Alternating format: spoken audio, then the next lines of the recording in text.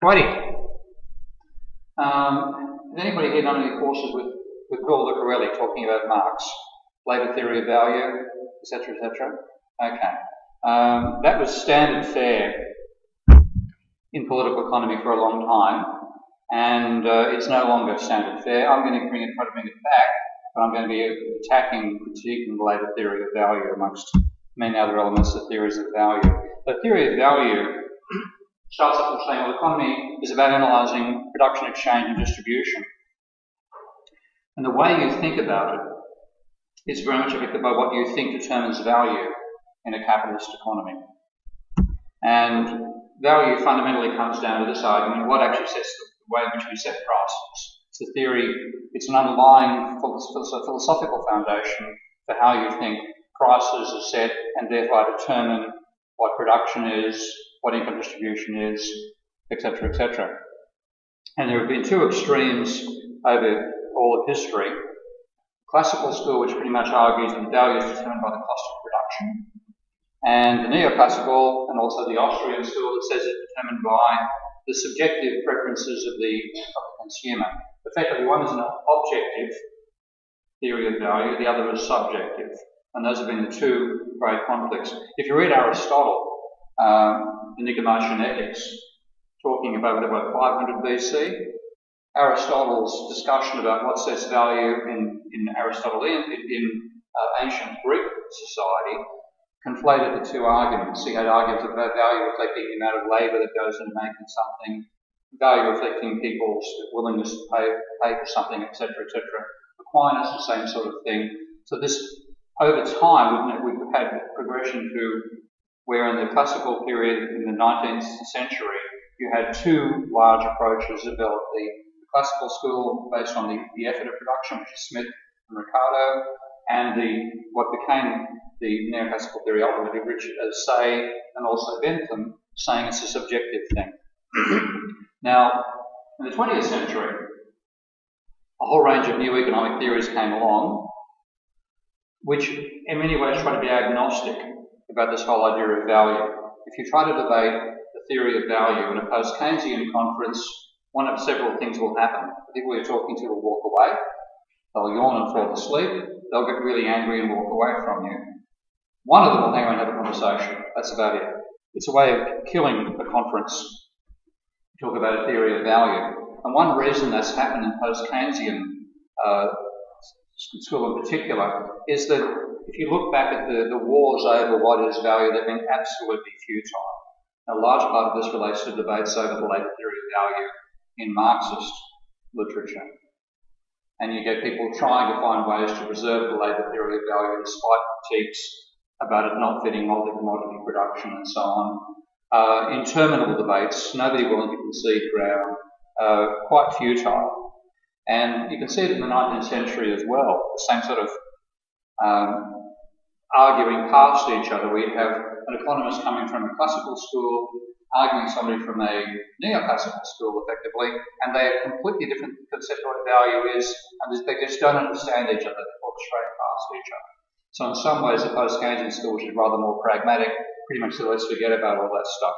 And of course, the classical school collapsed not only because of the labour theory of value, but when Marx's Volume 3 of Capital came out, which is supposed to give the solution to the transformation problem, and it was pulled apart first of all by Barwick and then by Borkowitz, the argument that Marx hadn't solved the dilemma at all was a large part of the argument to say, well, we should abandon this whole theory of value. Now, I might say, even though I critique the later theory of value and Marxist literature for having that conundrum and succumbing to that particular critique, one thing I'll give the Marxist school some credit for is they actually engage with the critique. As I'm sure the neoclassical, there's so many ways in which their theory has flaws, and very, very few of them ever engage. They continue going on as if there are no flaws. The Marxists, on the other hand, got stuck on this whole thing about trying to prove the later theory of value. Anyway, so the neoclassical school gets focused on the whole idea of hyper-rationality and equilibrium, because to maintain the utilitarian theory of value, as I'll argue in this lecture, you actually have to get to the stage where you believe people can predict the future. So post-Keynesian, looking at that mess of the classical school on the one hand, neoclassical on the other, pretty much said, let's just leave value out of the equation and not have this dispute to begin with. Now, my position sets me, as usual, outside my own immediate school of thought, the post-Keynesian school, because I think the theory of value is necessary. And I also regard the Neoclassical school and the Austrian as being incompatible with an evolutionary and complex understanding of the economy, even though Austrians have got an evolutionary framework. They certainly don't, the Neoclassicals certainly don't. Austrians, I think, have got a peripheral capacity to handle evolution, but only peripheral. I'll explain why later. Now, I'm also critical of theory of value, but not from the point of view of saying that it leads to mathematical conundrums. I'm saying it's actually not Marx's own theory of value. It's what I'm going to go through today, explaining why I believe that, and saying you can get a refined theory of value out of Marx's logic that doesn't lead to the later theory of value and is compatible with complex systems and evolutionary thinking. Now, if you look at the Neoclassical school, even though economists think they can trace themselves back to Adam Smith, the real person you can trace the utilitarian theories of value back to is Jeremy Bentham, who was a rival of Smith at the time Smith was writing. And Bentham wrote this grand set of paragraphs coming here about the basis of value. He said, nature has placed mankind under the governance of two masters, pain and pleasure.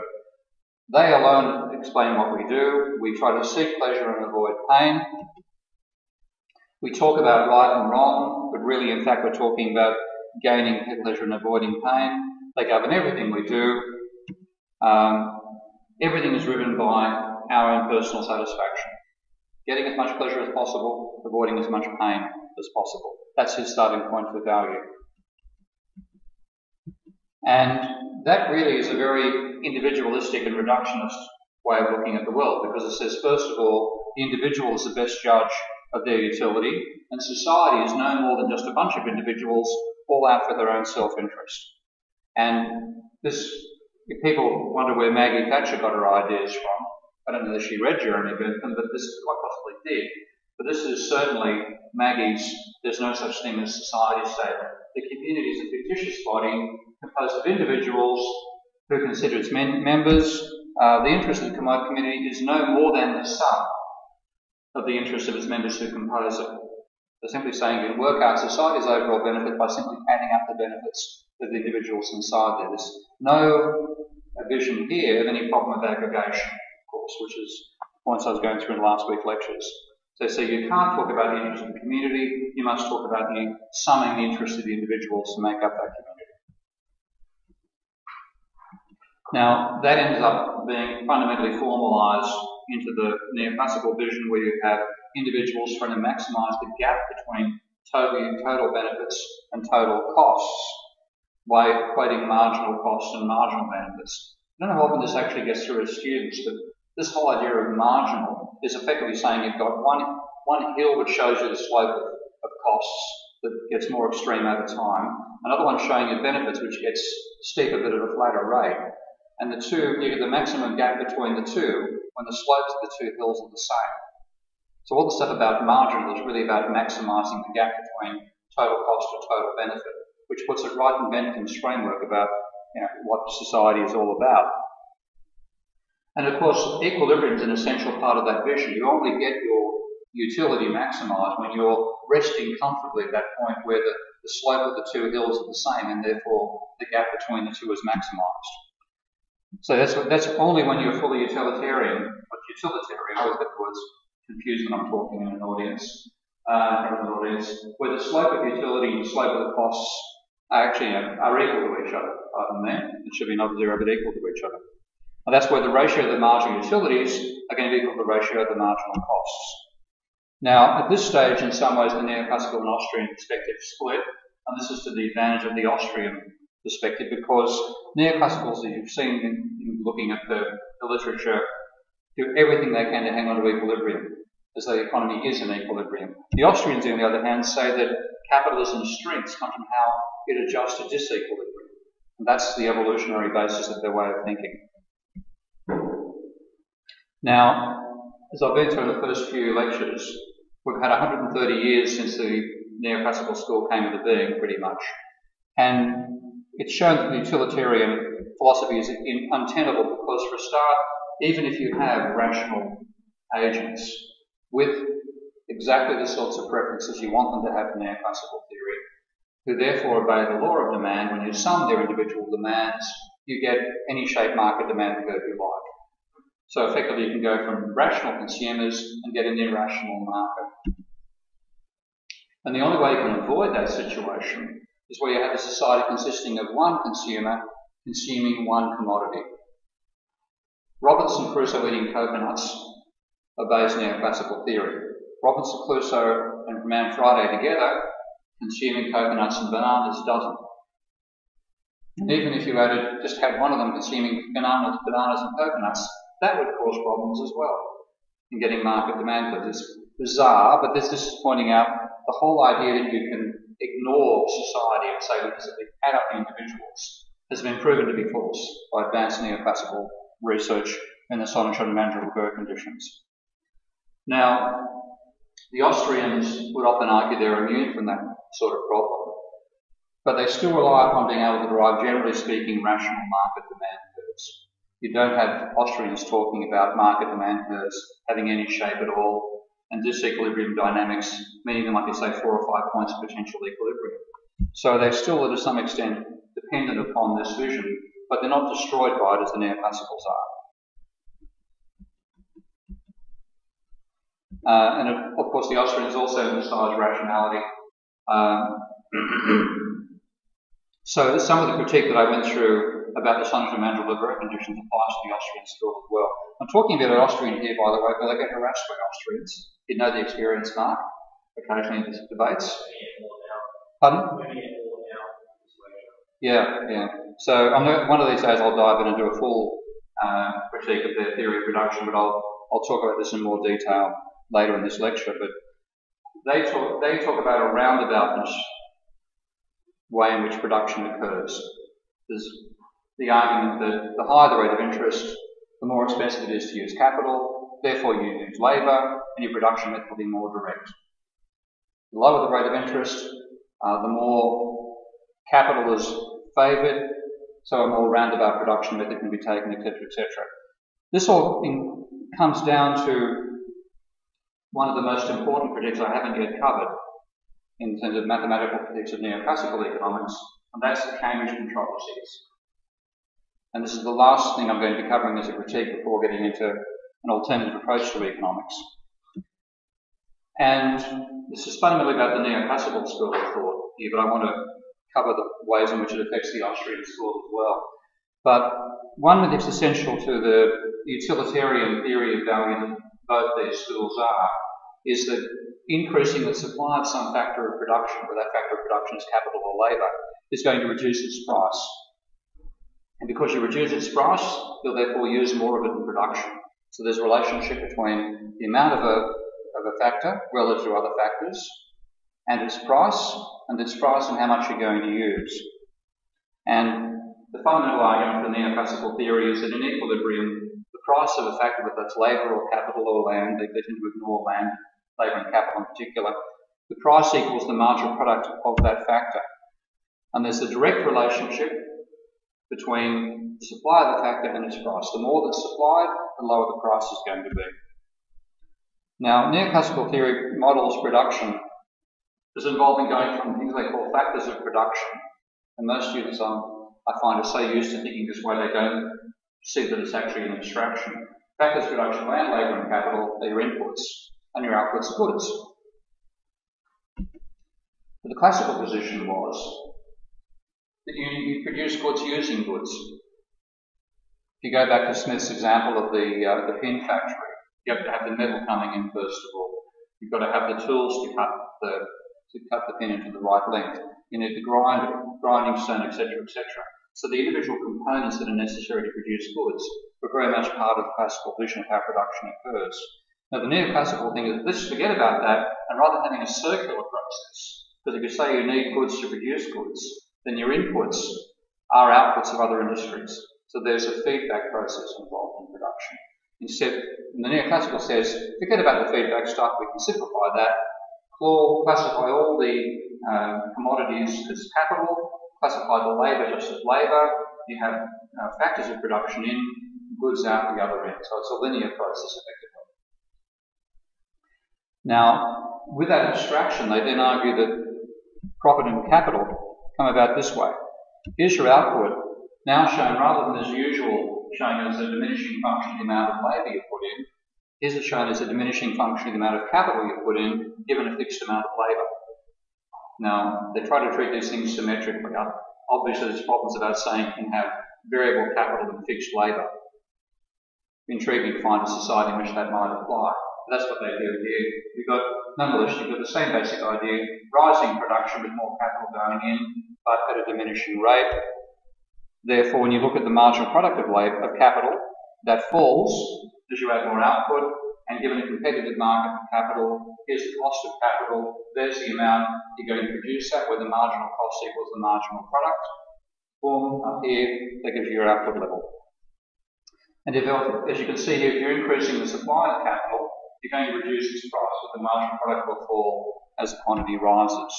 So the wage is shown to be the marginal product of labour, the real wage, in equilibrium in a competitive economy is going to be equal to the change in output given a change in labour. And the same thing for the rate of profit. That's supposed to be the marginal product of output with respect to capital now. So a very symmetrical way of treating the returns for both major social classes. And it sounds plausible, that's why most students put up with it when they first taught it. But the problem with the Cambridge controversy is to say, well, how do you measure capital? And this also implies a way in which income is determined. So that can you use these arguments about what the income is for workers, the income is for capitalists, and get a correct answer about the accounting for incomes in society? I'll start with the first one, because if you want to say that workers earn a wage which is the marginal product of labour, and that's then going to be multiplied by the amount of labour you actually hire to work out what workers' section of output is, and the same argument for capitalists, you're going to get this problem. Total output should be equal to the wage rate times the amount of labour plus the profit rate times the amount of capital. We know that's a valid simplification to use that argument about the total real value of output can be broken down into those two bits. Now, Neoclassical theory says, well, we can call this marginal product of labour and call that the marginal product of capital. Okay. Well, let's check that out. Let's start with a standard Neoclassical production function with, say, Bob Douglas. I went through trashing this last week for other reasons, but we'll start with this. So here's the actual physical output. It's going to be disembodied technical change. Forget that I showed up something else last week. Multiplied by labour raised to the alpha and k raised to the beta. Now, I've not used alpha and 1 minus alpha there. I've left the possibility of increasing or decreasing returns. Okay? And in society in general, you might argue, well, there's reasons to see increasing returns. Maybe at some stage in time you might sign decreasing, but it's not required that those sum to 1 in this general production. So it's not the Cobb-Douglas production function with constant returns. Let's differentiate that and work out what marginal products are. So if I differentiate with respect to capital, I find it's going to be beta, multiplied by all this, etc., k raised to the power of beta minus 1. Just a simple quadratic differentiation. The same for marginal product of labour, and I've now got, according to Neoclassical theory, I can say that's the rate of profit, and that's wages. Now you multiply each of those by labour and capital to work out what incomes are. And having done all that, I've now got, well, there's labour times the marginal product and capital times the marginal product. You see what's going to happen here. I'm putting back in the L that I've taken out and the K that I've taken out over there. So you collect your terms, and you've now got this definition that income is going to be the disembodied labour productivity you determined from the previous output multiplied by these two elements. And substitute in what production is supposed to be, and I find that these two are only going to be equal to each other. Notice this is exactly the same term, because I'm multiplying alpha, this by alpha and that by beta. So working out of incomes will be only equal to working out in terms of the amount produced, if and only if alpha plus beta sum to 1. Which means that the neoclassical idea about income distribution only works if constant returns to scale apply. Anything other than constant returns to scale, you have an adding up problem. You can't explain where some of the income goes, or you're actually saying you've got more income than in fact you have to allocate. So that's one of the many, many problems with the neoclassical vision. But by far the minor one compared to some of the others I'll go through now. Now, for a start, returns to scale are highly unlikely just to be a constant. Okay? You can argue for important reasons for Kornai's arguments about having spare capacity that might well happen, but the guarantee that it's down to that scale at the national level is obviously a bit of a problem. So increasing returns can happen from Smith's arguments. Decreasing returns can occur as well. So it's only in these circumstances of constant return that actual theory works to begin with. Now, the problem is, fundamentally, that the neoclassical school says, well, the return that both factors get represents the contribution they make to output. Whereas the classical school would say, well, maybe the workers get something related to their contribution to output, and what's left over goes to the capitalists. So that the classical school can relate, basically treats profit as a surplus over the cost of production, including what you pay to workers. Whereas the neoclassical is going to say we're going to determine both of them. So only in very rare circumstances, this being one, are they going to actually get what looks like the right answer. But that's just the tip of the iceberg. And the simplest critique to show the problems with this way of thinking come from a guy called Viduri, beautiful, simple little paper, where he said, well, what's being done, as usual with neoclassical theory, is trying to treat the entire economy using abstractions that work when you're in isolation with a single firm or a single consumer, etc., etc.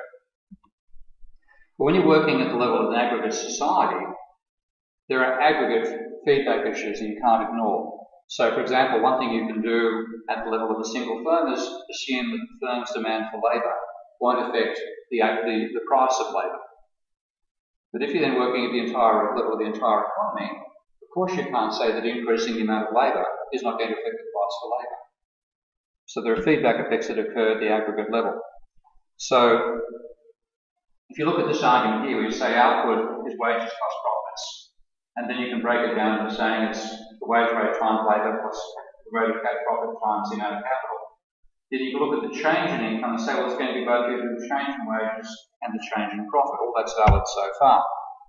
Well, let's just take a look at profit itself and say, well, what is the change in income going to be? Because wages, I could actually expand it out to being wages times labour, and that I have a product term to look at. I'm going to just forget about the change in wages now and say, well, what is the change in profit? Well, the change in profit has two sources. Profit is the rate of profit times the amount of capital. So I now expand this out using the product rule. That D pi is going to be rate of profit times the change in capital plus the amount of capital times change in the rate of profit. And therefore, looking at the marginal product of capital now, which is this term that neoclassicals are trying to use as the explanation for what the rate of profit is. Well, the marginal product of capital is going to be change in wages given a change in the amount of capital. Plus the expanded term now, where I've got pi times dk over dk, and then divided by dk on both sides, plus k times d pi dk, pi being the rate of profit. Now that only equals the rate of profit if the w dk is 0 and the pi dk is 0. In other words, changing the amount of capital doesn't change the wage bill, and changing the amount of capital doesn't change the rate of profit. Now, the first one, you might be able, you certainly get away with them all at the level of the individual firm. You can make those assumptions at the individual firm level. The level of economy, surely changing the amount of capital will change the distribution of income. So dW dk is unlikely to be zero. But more importantly, you're actually assuming diminishing marginal productivity here. So therefore you are necessarily assuming that as you increase the amount of capital, rate of profit will fall. So you can't make that last term equal to zero to get rid of it.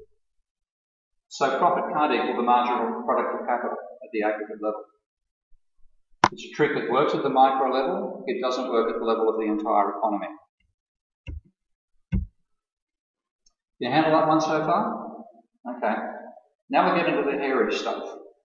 With one of the most difficult books ever written in economics is Reduction of Commodities by Means of Commodities by Sraffa back in 1960.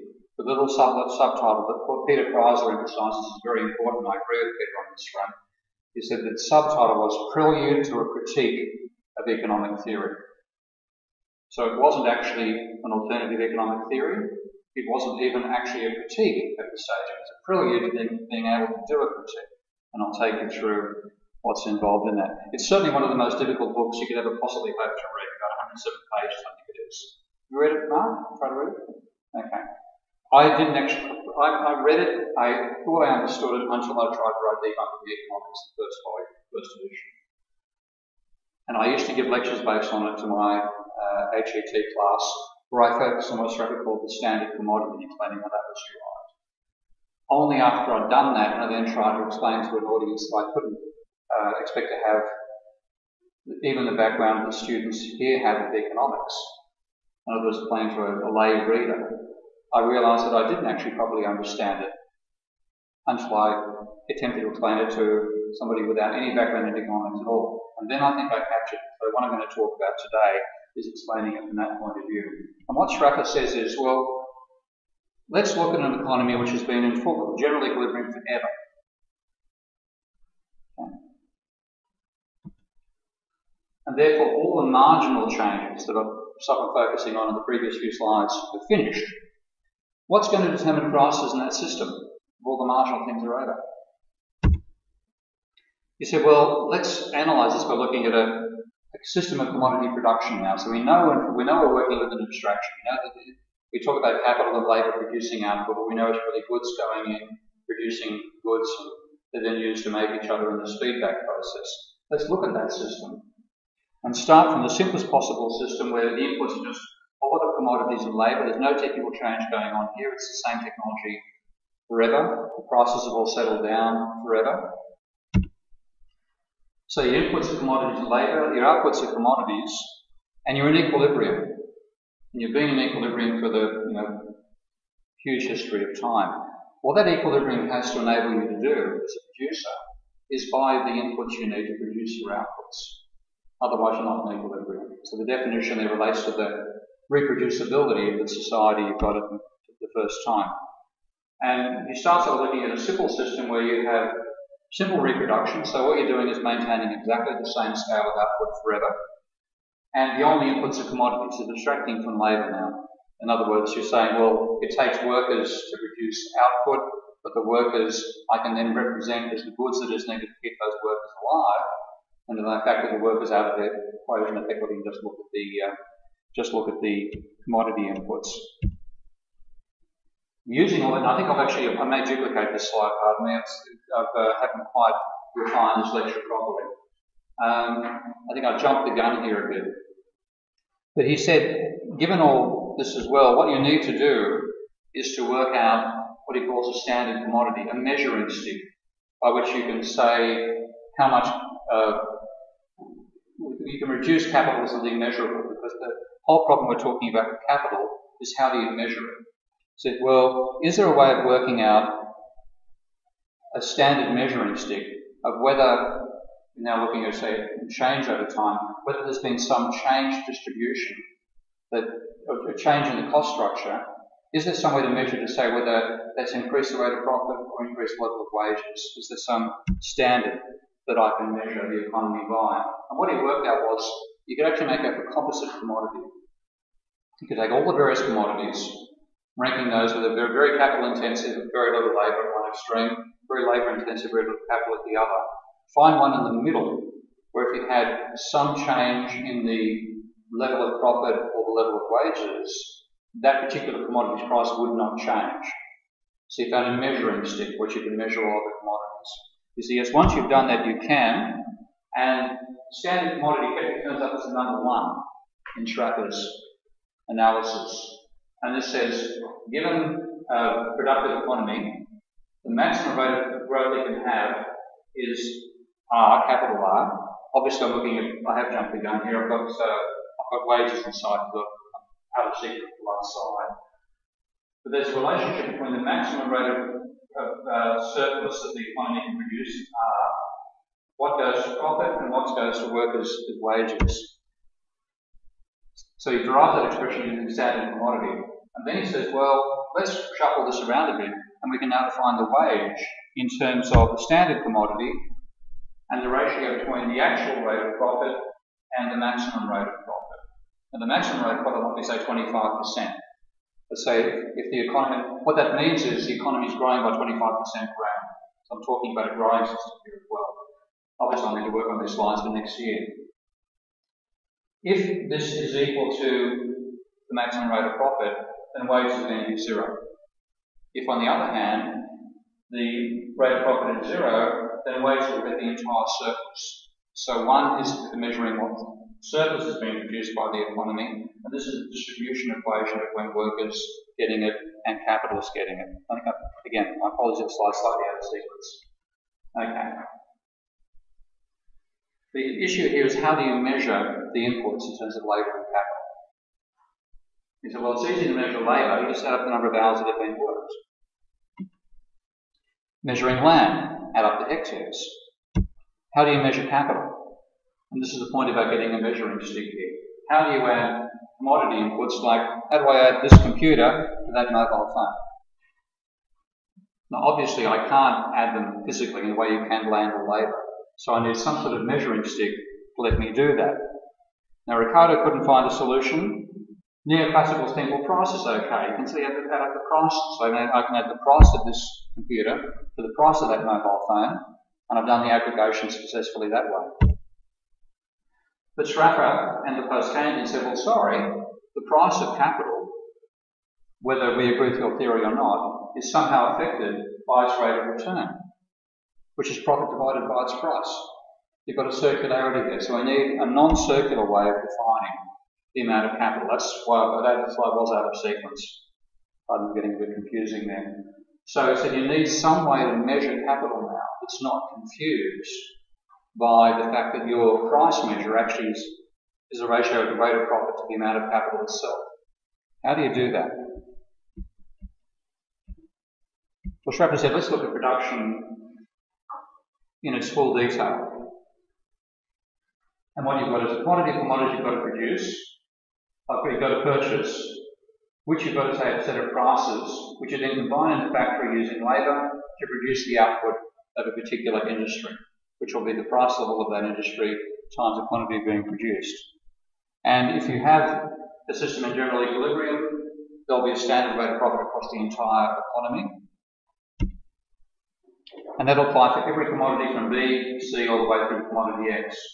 And if you're in a long-run equilibrium, then that uniform rate of profit and the uniform wage rate will apply across all industries, not just now, but for all the past time periods as well. So Sraffa expressed it with equations like this. Now, Sraffa was not a mathematician.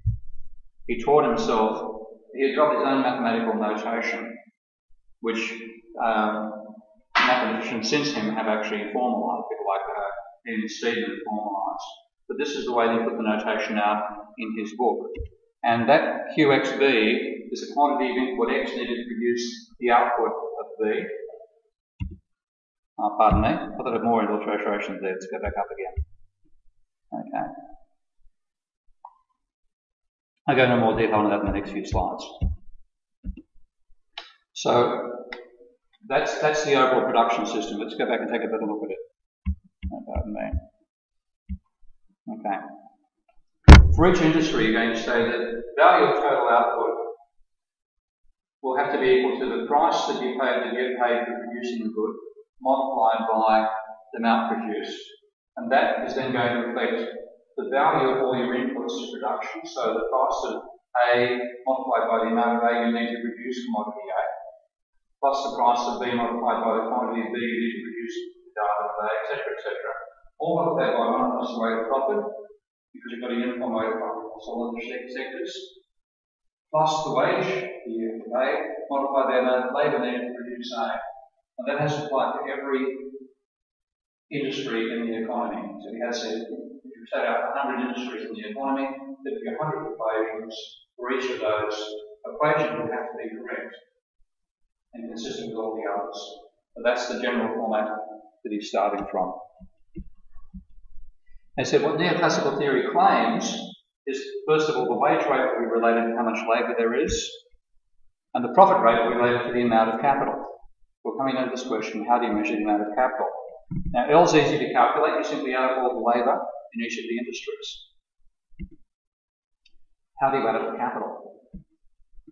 Well, here's your basic dilemma.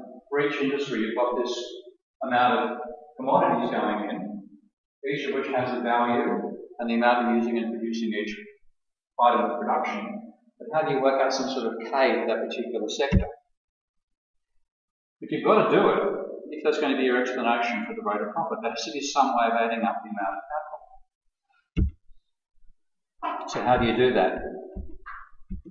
Well, it can't be money because it's got circularity. It can't be machines because you can't add different machines to them. But there's some other way that you can actually work out how much capital you've got. And you certainly, neoclassicals are happy to use money amount or the real amount if they work it out. But the circularity is still there. You've got to get rid of that circularity to get an accurate measure. What Sraffa said, what you can do is reduce all machines to date of labour. And this is where the whole assumption about equilibrium for the indefinite past comes in, and so on. So on that basis, a machine today, so we're looking at, say, using this computer today to produce the output of this lecture, that's going to be equal in value to the labour that was used to produce the machine last year, plus the machinery that was used to produce it last year, multiplied by 1 plus the rate of profit. So let's look at commodity A here. You're going to have direct labour today with commodity inputs today, which were produced sometime in the past, let's say 1 year ago, working in discrete time. And if the economy's been in equilibrium for the indefinite past, then I can replace that commodity input today with the labour last year, multiplied by 1 plus the rate of profit, because you're earning profit on your inputs, plus the commodity inputs used the year before that. And I start getting this sort of relationship where all goods are earning the normal rate of profit. So you get the value of the machine now as the value of last year's inputs, labour and capital, multiplied by 1 plus the rate of profit. And I then do the same replacement 1 year earlier and take the labour for the machinery from the previous year and reduce that to the labour for the year before that, plus the machines used the year before that, and keep on doing it each time. So what you get is a whole series of terms where you get the labour input each year multiplied by 1 plus R squared 2 years ago, 1 plus R cubed 3 years ago, and you're slowly reducing the machinery component closer and closer and closer to zero, but not quite getting there. So let's take a look at our relationship, say for the amount of quantity A produced in 2001. Get an idea of how old some of these slides are here. I'll multiply them in this course, but not quite enough. So the price of A in 2001 multiplied by the quantity of A in 2001 to be in equilibrium has to be equal to the inputs that are produced in this year multiplied by the prices they paid for them, multiplied by 1 plus the rate of profit plus the wage rate times the amount of labour used in 2001. There we have, there's the value of output today. There's the price paid for B last year. There's the quantity used this year. Now, in equilibrium, the same price is going to apply indefinitely, by the way. So I'm going to drop the time subscripts for prices shortly. And I therefore want to replace the amount of capital used this year with capital and labour used produced the previous year.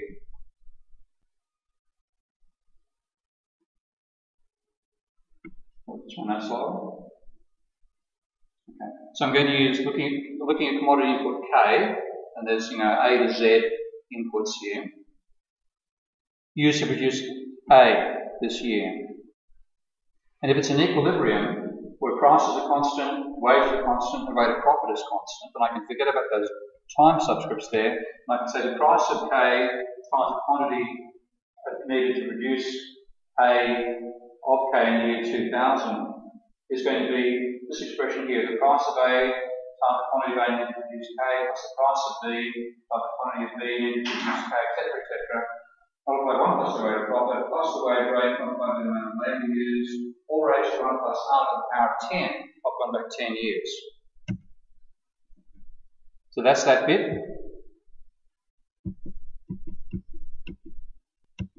And I can keep on going and reducing these terms to arbitrarily, reducing the commodity component that's left over to an arbitrarily small component and collect all the terms involving L and W. And each is going to be raised to a power of 1 plus R. So if you're looking at a machine produced X years ago and it's an input to production now, then the value of its input is going to be the wage rate times the labour that was put into it X years ago, multiplied by 1 plus R raised to the power of X, plus a small residue for the commodity component. That's your basic expression. Is going to be the price you pay for K multiplied by the quantity of K needed to produce A will be roughly equal to the wage rate times labour needed to produce K multiplied by 1 plus R raised to the power of X for X the number of years ago that it was produced. But I've still got the problem, how do I measure the capital inputs themselves? Here's the expression. And I've still got R, and I've still got the quantity of capital turning up there. I haven't got something that's independent of the actual commodity that I'm talking about. I want to find some way of stating it without having the commodity in there as well. And this is where Sraffa's idea of the standard commodity is so important. Is the standard commodity, here we go, this is where I was several slides ahead of myself earlier. You're in general equilibrium, you make up a composite commodity, which is the weighted average of all the commodities in the economy, with the property that when you change the distribution between capital and labour, you don't change the price of that particular commodity. It's invariant under a change in the wage rate or a change in the rate of profit. And then you use that as your measuring stick to measure all other commodities. And what you then get is a simple relationship Sraffa showed, this one here. So the overall aggregate rate of profit will be equal to the maximum rate of surplus produced in the economy multiplied by 1 minus the share that goes to wages. So there's the maximum possible rate of profit. That's the actual rate of profit applying in society, and that's the actual wage rate. Now you said you shuffle that around, and you can therefore say the wage rate is going to be 1 minus the rate of profit over the maximum rate of profit. Having done that, working at the level of simple reproduction, he now looks at expanded reproduction where the economy is growing over time. So you've got a uniform, again, I really have to work these slides out. I realise that I've got a lot of fine-tuning which I haven't done for this lecture. It's going to be embarrassing when I'm all and stuck with it. So here's your basic expression again. The amount of A produced multiplied by its price for equilibrium has to be equal to the cost of the inputs, commodity inputs, multiplied by 1 plus the rate of profit, plus labour inputs multiplied by the wage rate. True for each. That's be true for each sector. You also have to have labour fully employed. He's not looking at unemployed labour here. And finally, you've got to have net positive output. This is the condition that says that some surplus is produced in society. One thing which, if I was teaching the course in economics right from the outset, I'd start from the second law of thermodynamics as my actual starting point. But applying it to production, I'd make the case that production produces a physical surplus. The number of outputs is physically greater than the number of inputs. in a growing capitalist economy. And that's what this condition says here. At least one of these commodities produced has to be greater than the inputs used to produce it.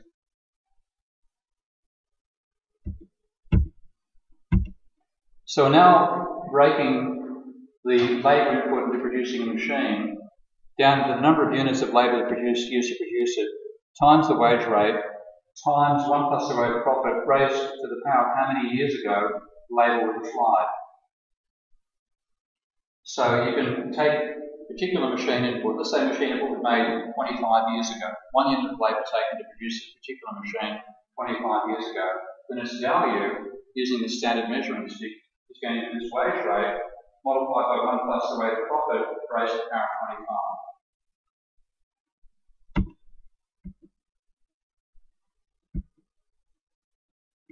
That's the basic. This is now an expression for the value of a machine input made N years ago, where you've, again, it's hard, if you've got your head around the idea of reducing the capital component down by using dated labour, okay. So you've got the machinery, there's still a machine component here, you can't make it zero, okay? But you've made it as close as you can to zero by this reduction process. So you can say, approximately speaking, this is going to be correct. So it's a, well, except that tiny bit of ambiguity, which again you can reduce by doing it for 1,000 years rather than 10 years, has a slight problem. And that is that the amount of capital you're going to measure now depends upon the rate of profit. This is a measure for the value of capital input. Unambiguous in terms of you can now add up the capital value of this computer to the capital value of that mobile phone by adding them both up in terms of dated labour. But the value you're going to get now depends upon the rate of profit. So you're stuck with it, you've got an insoluble circularity there. So here we have the basic argument. This might make it, but this is the slide. I've put this one in writing these lectures in the last couple of days. This I hope will be clearer than some of my verbal presentation so far. So it's saying the value of the machine this year is going to be equal to the value of the machinery inputs the year before plus the labour inputs the year before, multiplied by 1 plus the uniform rate of profit. If you're in normal equilibrium, that equation will be correct for a particular machinery input this year. So you then take the labour input and say, well, that's going to be wages times the quantity of labour. And I'm now using abbreviations. So the value of the machine VN this year is going to be VN last year plus the labour input, which is wage. The wage was constant over time. We're in normal equilibrium. Multiplied by labour last year, multiplied by 1 plus the rate of profit. Now I use the standard commodity measure for the wage. So I substitute for W, I put in 1 minus 1 over R, or 1 minus little r of big R. So now I've got this expression. The value of the machine this year is the value of the machine last year, plus 1 minus little r over big R times labour last year, multiplied by 1 plus R for the rate of profit. I think I might dispense with all the previous slides and leave it with this one. I didn't get enough chance to refine this. One advantage in past lectures I've given on the web, by the way, for those watching on the web, is that I record my second or third lecture. I've only got one lecture with these, so I stuff up live, and stuff up. Okay, having done that, I now repeat the process for this bit. Okay, I've got rid of I've converted the labour input here into that expression. I now do the same trick for this value last year, and now what I get is value this year is going to be 1 minus, now I'm taking out the term separately, but taking that term over here, this term here. Now I'm going to focus on this particular term, do the same thing again. So here's my operation on 1 year ago. Now I'm going to make 2 years ago. I've got this value then last year, value of the machine last year, with value of the machine 2 years ago, plus 1 minus something called big R over little r time later 2 years ago, all multiplied by 1 plus the rate of profit, put it back next year, multiplied by 1 plus the rate of profit. So each time I do that, keep on going, I start getting more and more terms where I've got 1 minus r, little r over big R, multiplied by 1 plus r squared, 1 plus r cubed, etc., etc. And the general term, if I go back 100 years, is something like this. If I take a machine now, and I try to express it in terms of dated labour, in the past, then I'm going to have, if I do this process for 100 years, I'm going to say the value of the machine now is going to be the value of the machine components of 100 years ago, the residual bit, plus 100 terms. Let's see what I've got. Okay, the value of the machine this year will be the machinery inputs 100 years ago, which I now regard as quite trivial, plus the sum for 100 years of 1 minus big R of little r multiplied by the labour input from 100 years, each of those years ago, multiplied by 1 plus r raised to the power of the years we're looking at. So there's machine inputs from 100 years ago. There's the wage in terms of the standard commodity. And there's the rate of profit raised to a power. Those are the components. I'm now measuring the value of the machinery. And I can now add this machine to that machine. I've applied exactly the same process to reduce them all to units of dated labour with a tiny, quite a tiny machine residual.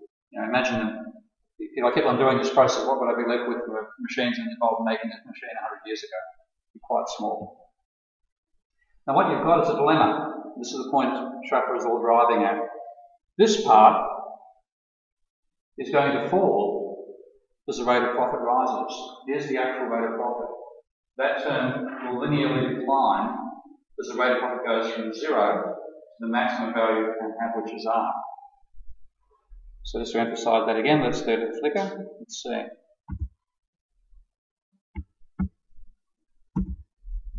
That bit falls. This bit, that therefore means as the rate of profit rises, the value of the machine using this part of the term is going to fall. But this bit, it's now flashing, is going to rise as the rate of profit rises. And it's going to rise as well the more years in the past you're looking at. So that part of the measure of the value of the machine is going to rise as the rate of profit rises. You've got two forces working in opposite directions. So which effect dominates? Neither. What you get is a really complicated relationship between the rate of profit and the amount of capital you measure that you've got in terms of dated labour. And what you get is a reversal of what the Neoclassical want. Rather than saying the rate of profit depends upon the amount of capital, what you find is the amount of capital you measure you actually have depends upon the rate of profit. So it's no longer a theory of income distribution, it's a measurement problem. And it's a very non-linear one as well, because the first part, as I showed, falls uniformly as the rate of profit rises. The second part will rise slowly as R rises, but very rapidly as you raise it to the number of years. 1 plus R when R is 0.01, pretty small. 1.01 raised to the power of 100, pretty big. So the further back in time you go, the more of an impact it has. And there's a very uneven interaction. For a small change in R, the second effect will outweigh the first as you increase the number of years. For a large effect, ultimately, when you get a R being exactly the same as the big rate of profit, the term becomes 0. So it cancels you out completely. And in between, you can't say which way it's going to go. Here's a few examples. Let's say I'm looking at the value of the machine measured in terms of dated labour, where the machine was made with 1 unit of labour applied n years ago. And I'm looking at that, how much measured capital would you say you actually have in terms of dated labour when the rate of profit ranges between 0 and 25%, with the maximum is 25%. Well, this one says here's the value measured at 1 unit of labour and input when the rate of profit is, when you're looking at inputs this year, so you're looking at today. And the rate of profit varies between 0 and 25%. Then at a rate of profit of 0, you measure the amount of capital as 1 unit of dated labour. When the rate of profit is 25%, you measure the amount of capital as 0 units of dated labour. Nice straightforward relationship. On the other hand, this one here, this says, looking at the value here is 10. So I'm looking at what have I got? The unit of labour input 10 years earlier. Not put in this as you put in this year, this put in 10 years ago. And what's the value of that labour? Well, if we're looking at a rate of profit of 0, this value is 1. If the rate of profit is 18%, its value is about 1.75. But if the rate of profit is 0, its value is also 0. And the worst one of the lot is something put in 25 years ago. You get capital input put in 1 unit of daily labour to make this machine 25 years ago. What's it worth in terms of daily labour? Well, at a rate of profit of 0, it's worth about 2 or 3 units. At a rate of profit of 22%, it's worth about 18 units of daily labour. And at 25% is 0. It's a mess, in other words. That's made this year, different rates of profit, made 5 years ago, made 10 years ago, made 25 years ago. So your measured value rises and then falls as the rate of profit rises. It's not a nice straightforward relationship at all. And what that means is you can't explain the rate of profit as the return to capital in a marginal productivity sort of way, because the amount of capital you measure you've got depends upon the rate of profit. It doesn't work the other way around. So they are inherently interdependent. It's an inherently messy relationship. So you can't say the rate of profit is the marginal product of capital. You just can't use that argument. Of course, that doesn't stop Neoclassical doing precisely that for the last 40 or 50 years, ever since Sraffa made his critique. But there's much, much more to the argument than that. And the ultimate outcome of the debate was 2 eventual responses from the Neoclassicals that got involved. So Solo actually, grudging as a minor way from struggle, Solo talks about the Cambridge controversy. You've got the Pate's experience of being in Cambridge and trying to discuss with Joan Robinson. Samuelson, I think, is probably a better instance here. Samuelson pretty much argued that the Cambridge controversy has been won by the other side, won by the Sraffa, won by the post-Keynesians. And at one stage he said, if all this mess makes us hark back to the simple parables of neoclassical theory, maybe we should have to accept they are parables and life, effectively saying Malcolm Fraser's life wasn't meant to be easy. But that didn't stop him continuing to teach the same old neoclassical stuff, I'm afraid to say.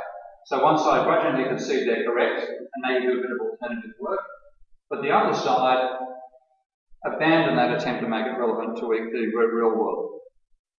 And I think really that has been the dominant way that neoclassicals have reacted. But the majority actually thought they won the debate.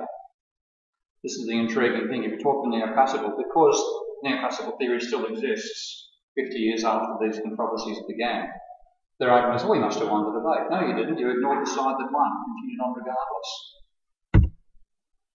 And the Austrians are much the same. They've stuck with this roundaboutness interpretation of production. But I think it's fundamentally they face the same problem. Because let's look at 2 ways of making wine here. Imagine you've got one way of making wine that involves 1 unit of input now, 8 units last year, and 1 unit 8 years earlier. Versus another process, 1 unit now and 1 unit later 20 years ago. Given this nonlinearity, at a low rate of profit, you might find out that process A looks more roundabout than process B. At a high rate of profit, you reverse the order, and at a high rate still, you reverse the order again. There's no simple way to rank production techniques in terms of a degree of roundaboutness, just as there's no simple way to rank them in terms of the amount of capital going in. So they're both inconsistent views. And I think also a lot of the Austrian arguments require, though they talk about the system being out of equilibrium, they're required to be not too far away from equilibrium for their arguments to work.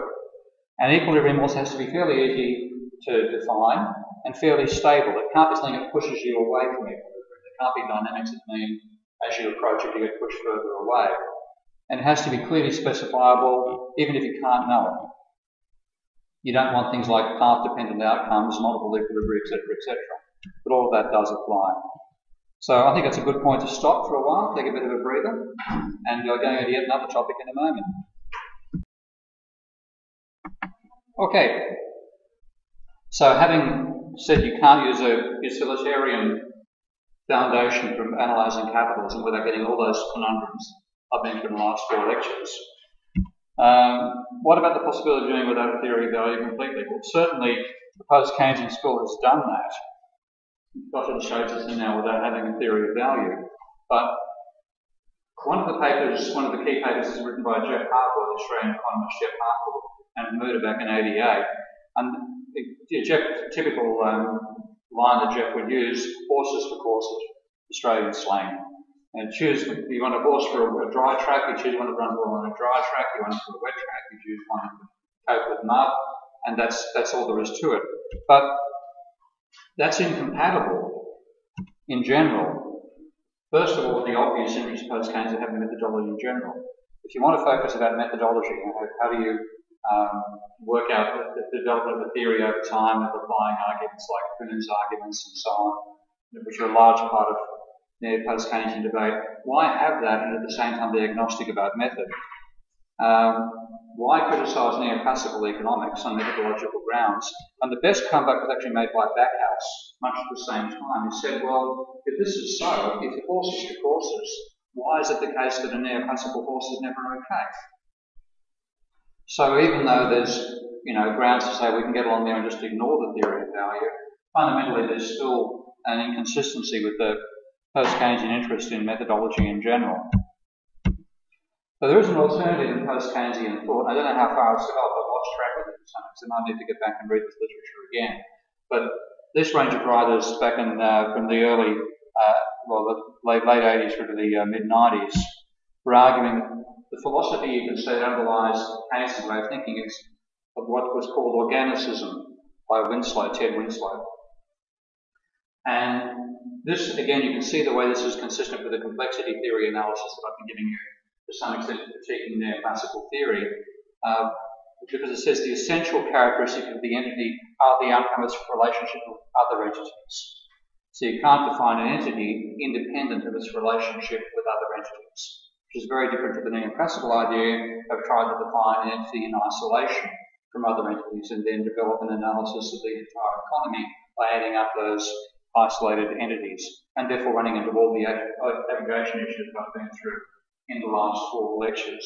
So this is an argument that says, and I've shown you again by looking at the critiques, that the strict reductionism neoclassical theory does misses the essential element of the economy because it tries to ignore those relationships and just aggregate up the isolated individuals.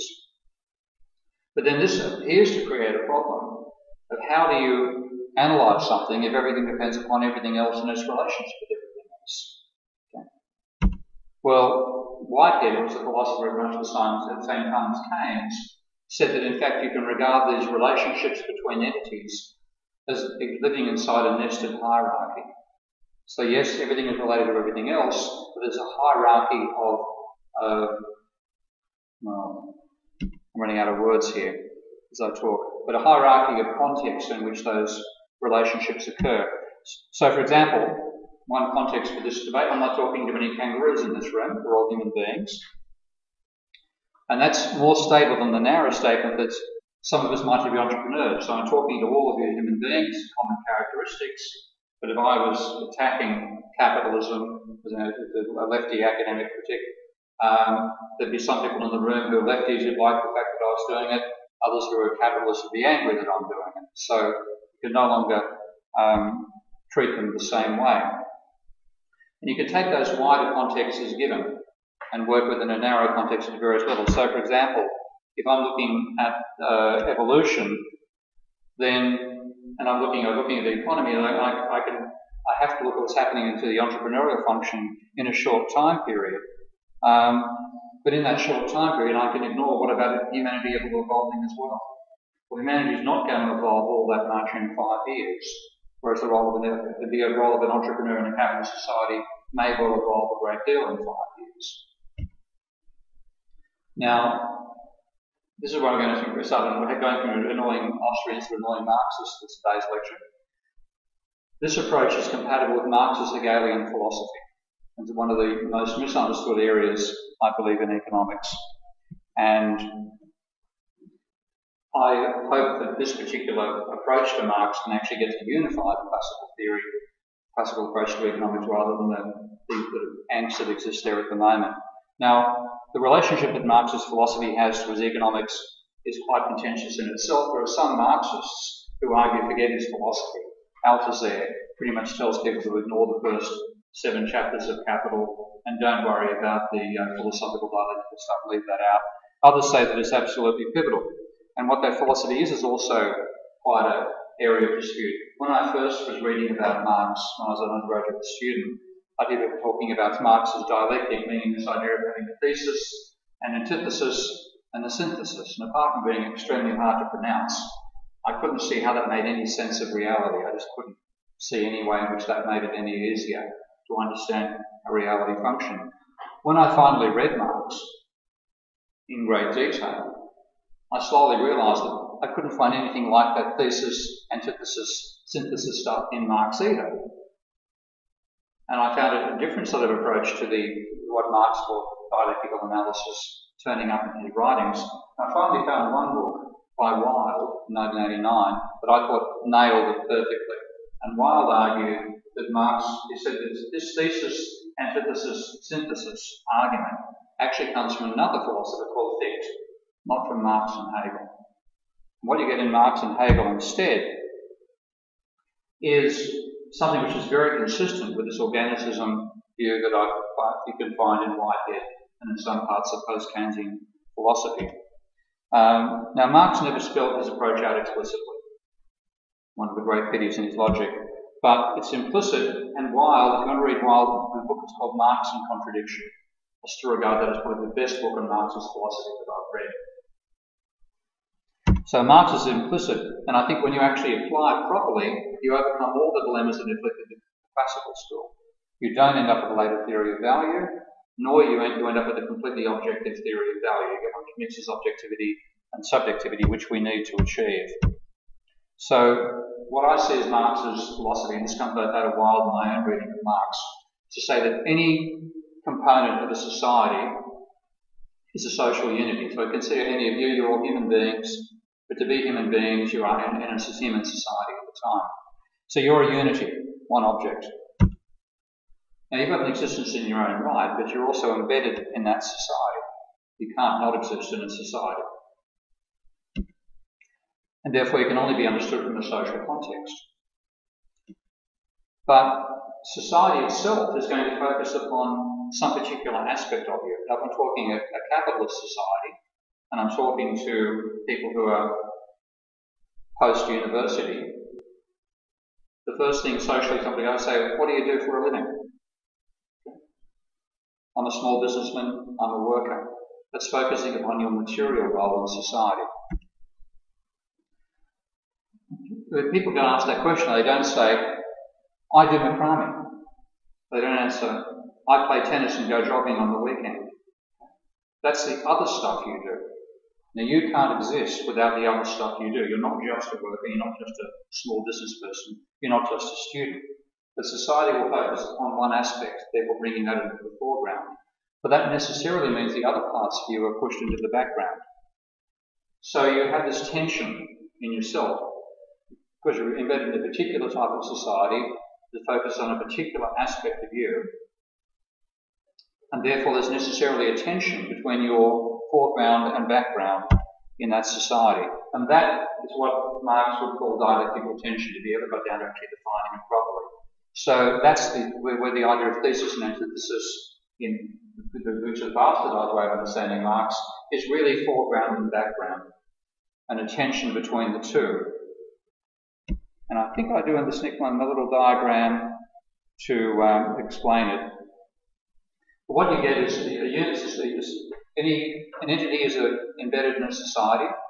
Society focuses upon one particular aspect, bringing that to the foreground. Necessarily pushes other aspects to the background. You therefore got a tension effectively in that unity. And if you're talking about a very key unity in society, such as a worker, then that can cause social change over time. So here's a little image I've drawn of it. There's your overall society. Here's your unity embedded in that society. But the society focuses upon one particular aspect of that unity. So that comes to the foreground. That necessarily pushes the other aspects of that unity into the background. And you therefore have a tension between the two. I'll give a few examples of this as we go on. Now when I play this theory of value through, and it takes a while to explain this, first of all, it contradicts the later theory of value. So rather than saying Marx was was based on the labour theory of value. He began that way, but I think ultimately developed this theory. He actually rejected the labour theory of value without quite realising that he had.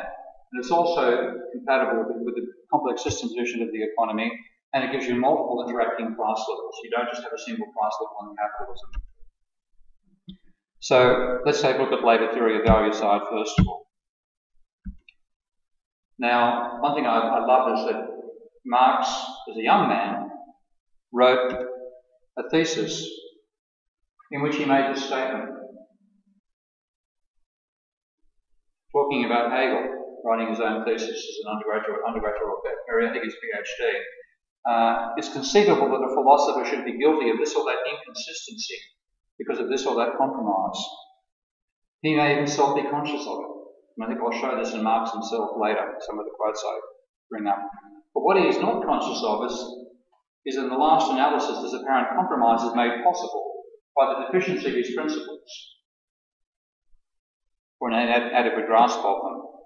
So if a philosopher really has compromised, it is the job of his followers to use the inner core of his thought to illuminate his own superficial impression of it. Now that's in Marx's PhD thesis. That's McLennan, the reference where you can find that book in 1971. So Marx did that.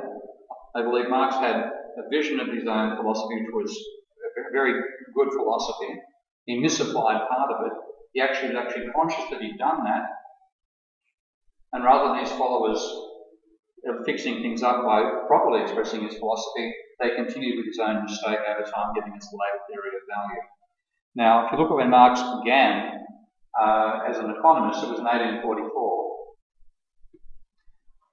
He'd done his degree in philosophy in Germany, was evicted from Germany after his days as a journalist, political journalist, kicked out by the Prussian state, lived in Paris, and living in a garage, he read his way through the books of classical political economy.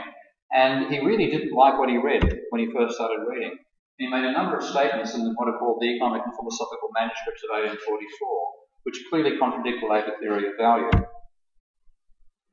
And this is just his own notes, this is his first learning. So saying, the capitalists make a profit first on the wages and secondly on the raw materials. Now, later on, Marx would reject that and say you only make profit based on the labour input. And he also was antagonistic of labour, of the labour theory of value. He says political economy begins by seeming to acknowledge man, which is a philosophical argument, but it then throws aside this hypocrisy, comes out in this complete cynicism, and develops labour as the sole essence of wealth, which makes the theory anti-human. So he's actually rebelling against what he's reading, as he's reading Ricardo and Smith. And he also makes statements which are utilitarian in their thinking. He says Ricardo and Say, who were vigorously debating a classical versus a neoclassical vision of value, don't realise that there will be no production without consumption. He keeps on going and says this one, it is use that determines the thing's value. That's a very neoclassical idea of where value comes from. So his initial reaction was antagonistic towards the theory, the classical theory that he was reading. And he also tried to apply dialectical thinking at various times. So he says things like this, the character of private property possessed by labour, and capital and the relations between the two, and we have the unity of the two. He starts with the idea of unity. Then opposition to each other.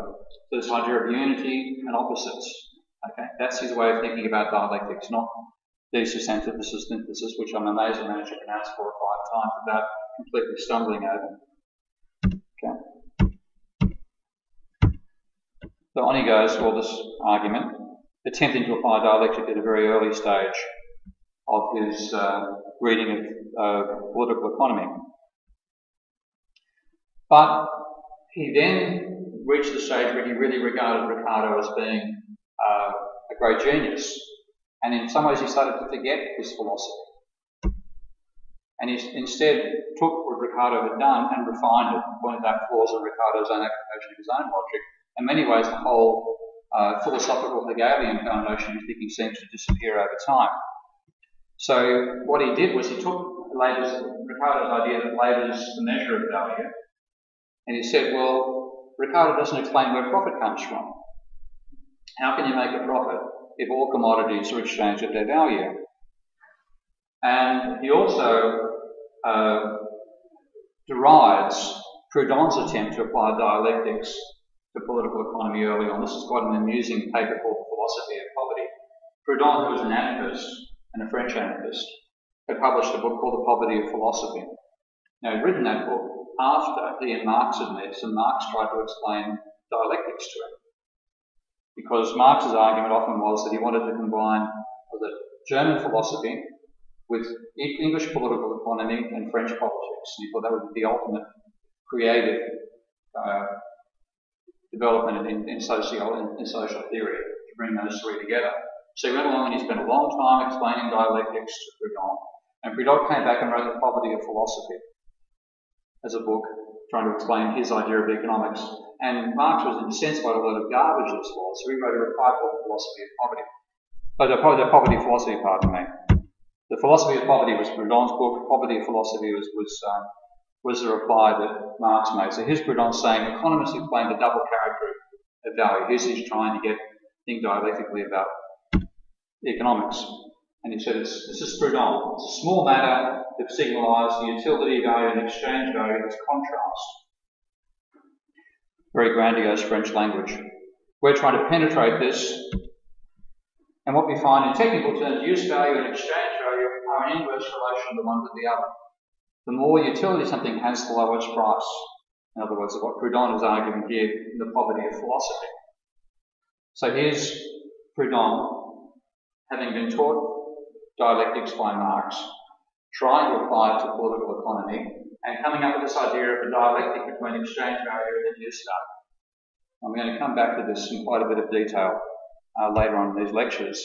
Marx reacted to this with sheer contempt. And this is from the Poverty of Philosophy, his now reply to Proudhon. It says, we'll leave it to the reader to compare the precise, clear and simple language of Ricardo with the rhetorical letters made by Monsieur Proudhon. Ricardo shows us the real movement of production. Monsieur Proudhon makes abstraction of the movement, struggles to invent new processes, blah, blah, blah. But I love this one here. Monsieur Proudhon takes for his point of departure value, blah, blah, blah. Okay. The determination of value by later time is for Ricardo the law of exchange value. Monsieur Proudhon is the synthesis of use value and exchange value. Now he's sending up Proudhon here, but notice he's using the idea here, synthesis, a unity between exchange value and use value.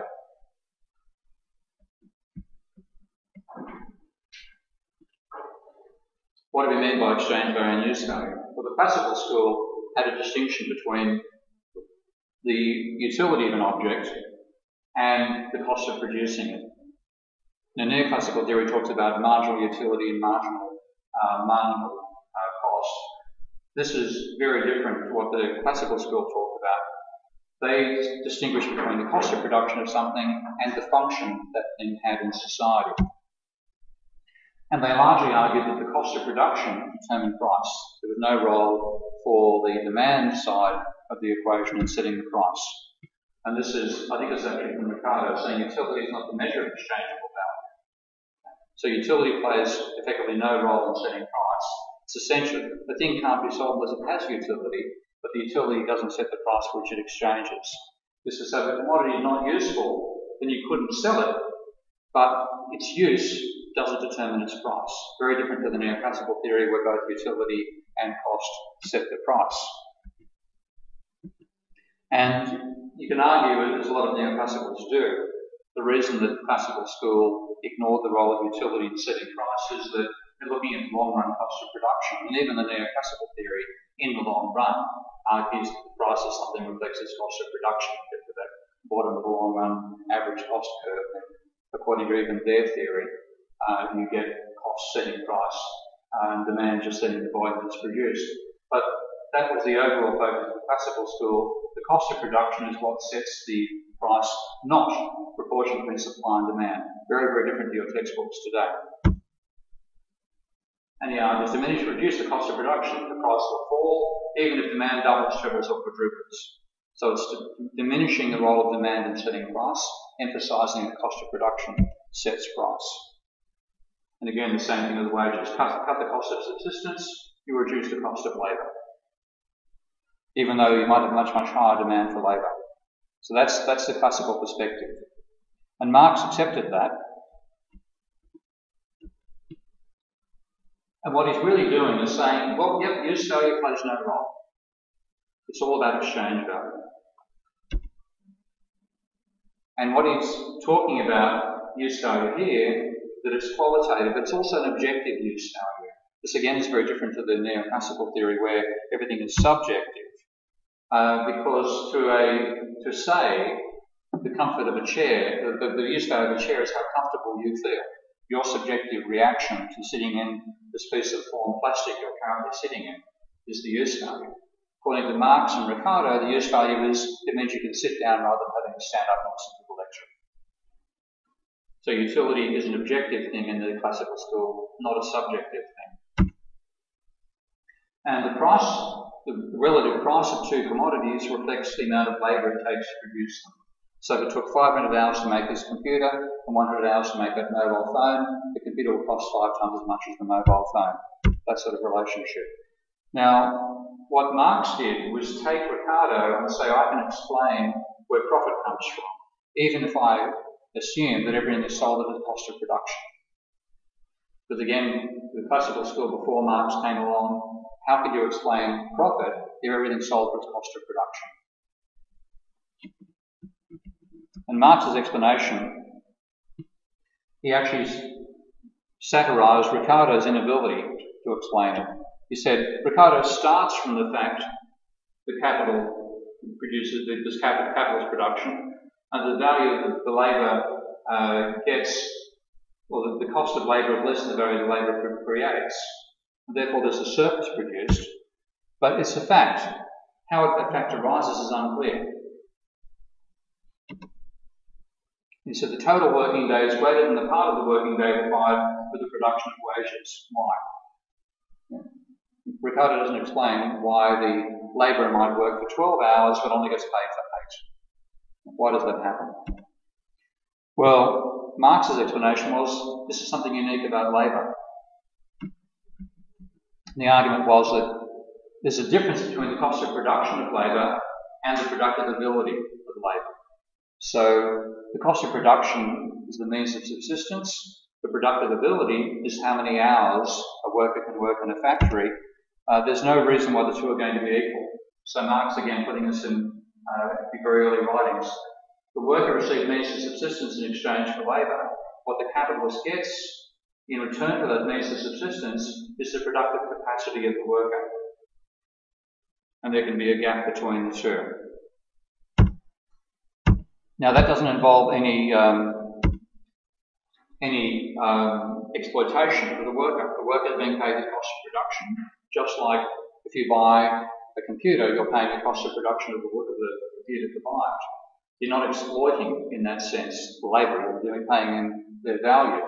But that, therefore, that value, the unique attributes of labour mean there's a gap between what you pay for it and what you get back for it. That led to everything that was important in Marx, this idea that labour is the only source of value. Not everything is important, everything that was being made important by Marxists about Marx, they're missing the important points of Marx in my opinion. But the whole idea about the tendency for the rate of profit to fall only applies if labour is the only source of value. The inevitability of socialism only applies if labour is the only source of value. But of course, it also led to the transformation problem. And the fact that capitalism is still going 150 years later, bit of a problem. And the fact that socialism in fact collapsed, all those are various dilemmas. And if that was all there was to Marx, then he'd be what Samuelson described him as, a minor post-Ricardian. But I think there's actually a lot more to Marx than that. And it comes back to this role of Hegel and dialectics in his thinking.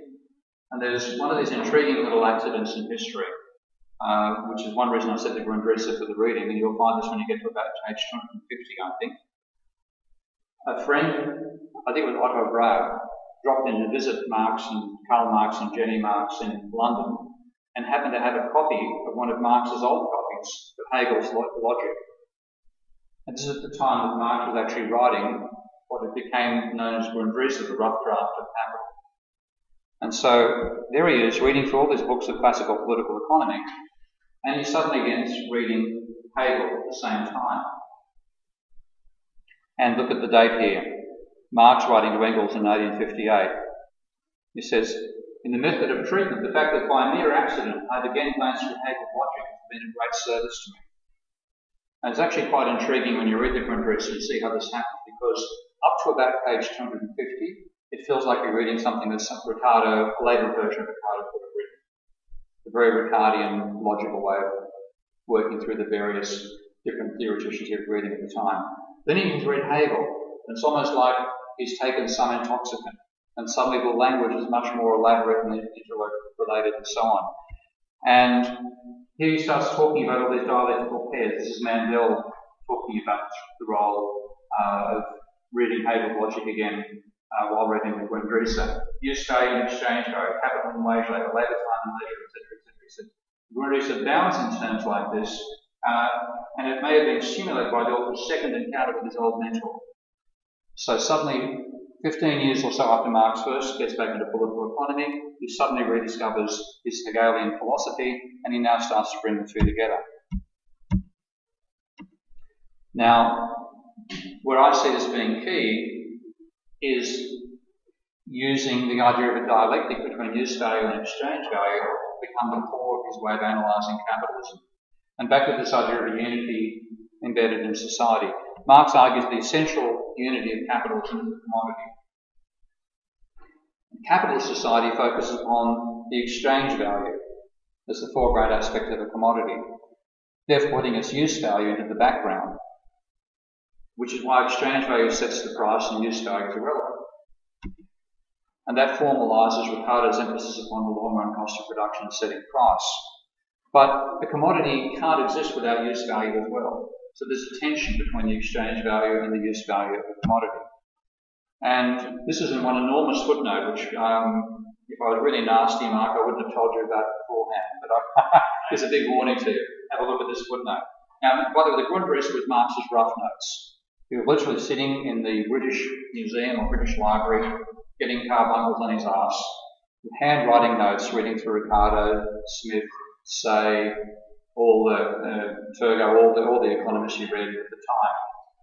And his writing was almost illegible. Marx only applied for one job in his whole life, which is as a railway clerk in the British Railway. So I think that wasn't true. He worked in the newspapers in Germany, but I think he actually established a newspaper. He applied for one job as a wage labourer, to be a clerk on the British Railways. He was turned down because they couldn't read his handwriting.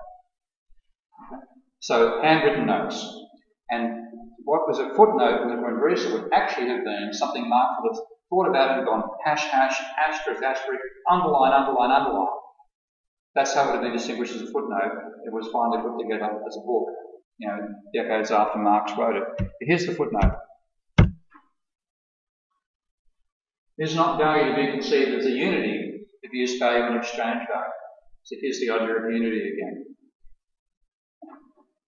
Is value the general term in opposition to use value and exchange value in particular forms, foreground and background? Does this have significance in economics? Question mark. This to himself. Posing thing to think about later. Use value presupposed, even in simple exchange. He said, but even here, where exchanges takes for the reciprocal use, he said, there's no way in which the use value has an economic form. This form is exchange value. He said the content is, so he's actually saying use value is, okay, it's irrelevant at this stage.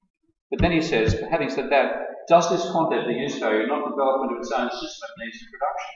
Does not use value as such enter into the form itself in the relation between capital and labour, for example?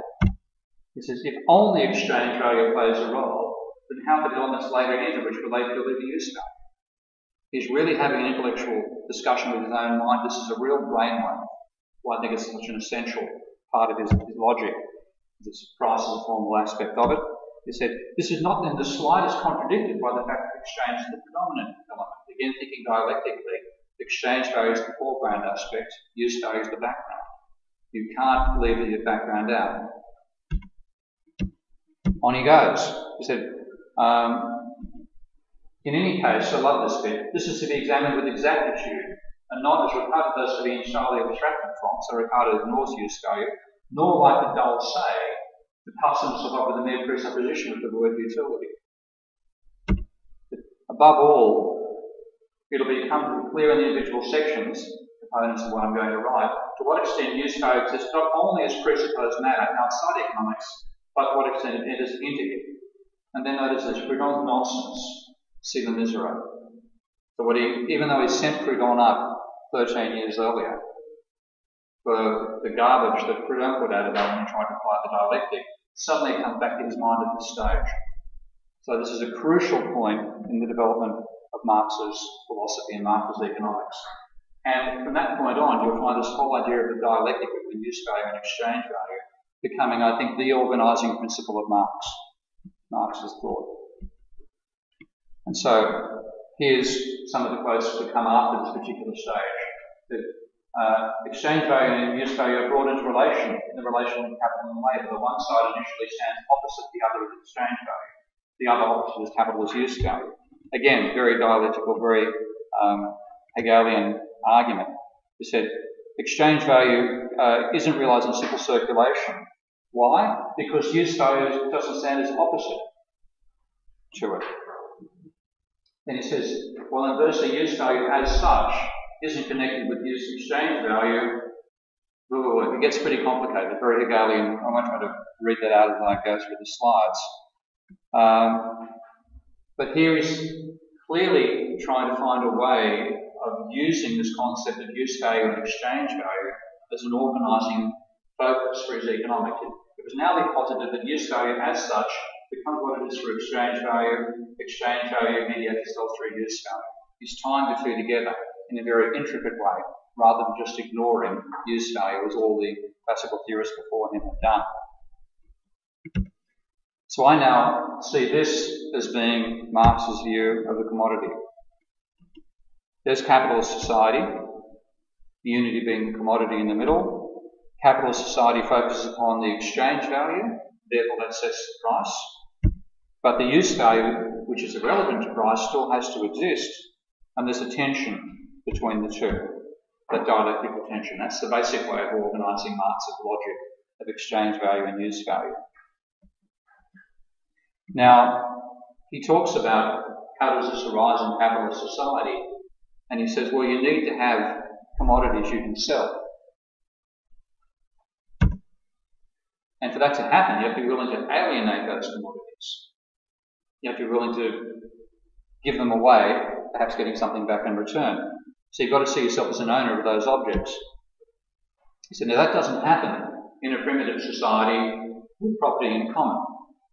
The objects are part of the community in general.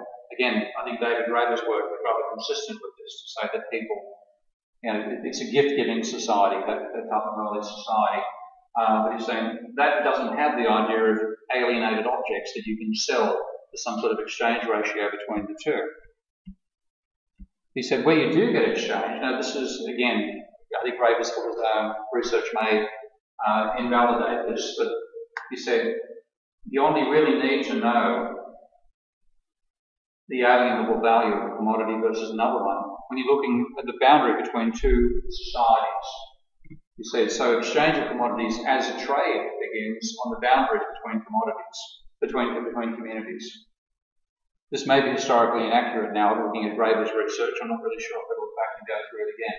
But he said, this is where you're going to start talking about producing commodities not as part of a society now, but as things to be alienated and sold to another society.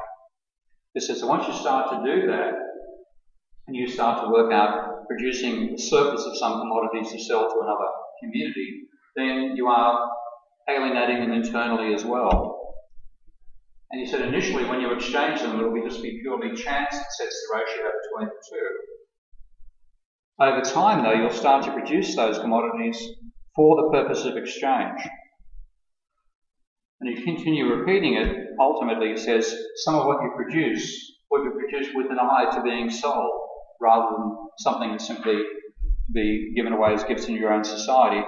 Therefore, you'll start to distinguish the utility of an object of consumption from its utility for exchange. And they said that's when you start to have a distinguish between the use value of a commodity and its exchange value. So he's giving a historical explanation for the division of the two.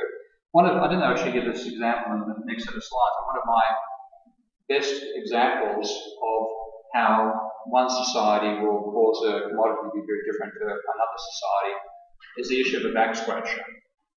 You know what a back scratcher is. You want to scratch your back, so you go down to Coles and you walk down the 50-cent lane and get this plastic thing with a few little, sharp bits of plastic, and you can scratch your own back. I was in China back in 1979-80. We've been taken on tour of the Forbidden City. And there's this amazing object that at one stage was in one of the display cabinets, shaped a bit like my arm is now. So straight up over here and the flat bit here, made of solid gold. And this section here was embedded with gems like you have never seen, rubies and emeralds, the size of a 20-cent piece, 50-cent piece, that big, gigantic gems. And one of the journalists I was with said to me, "What do you think it is, Steve?" And I said, "Oh, it's obvious, it's a back scratcher." Ha, ha, ha. Walked away. She caught up with me after a short while and said, "Steve, I checked with one of the guides. It is a back scratcher." Now, that's a feudal society designs this incredibly intricate object as a back scratcher because the cost of production doesn't matter. You're doing it for the emperor. And somebody else has to hold the gold and thing scratches back anyway. It doesn't matter. The emperor's not going to do this. In a capitalist society, the same object is a 50-cent piece of plastic from Woolies. So the nature of society will change what's emphasised. And in a feudal society, what mattered about that object was not the cost of producing it, but its utility. Okay. In a capitalist society, it goes the other way around. You make a back scratcher, you make it with a minimum cost, maximum profit. You're not doing it for the sake of an emperor now, you're doing it to make a profit. So back to the Grundrisse. Marx now had a very clear way in which his analysis transcends Ricardo, which is why the cost of production sets price. Why does that dominate rather than utility? And his first way of applying it was saying, well, where does surplus value come from? And the first thing he had to do this was to work out what's the opposite, which means foreground versus background. If looking at capital and saying where profit comes from, what's the opposite of capital? And here he goes through this logic. The only utility an object can have is its power to preserve or increase capital. So the need to accumulate is an essential part of capital. Therefore, the only value which can be an opposite to capital is something which increases its value. And he said the opposite to capital, therefore, notice this is very important. Point out whether there's a flaw in market logic later. So the opposite of capital cannot itself be a particular commodity, because this would form no opposition to capital, since the substance of capital is itself use value. It says it is not this commodity or that commodity, but all commodities. So all commodities are the opposite to capital in this dialectical sense.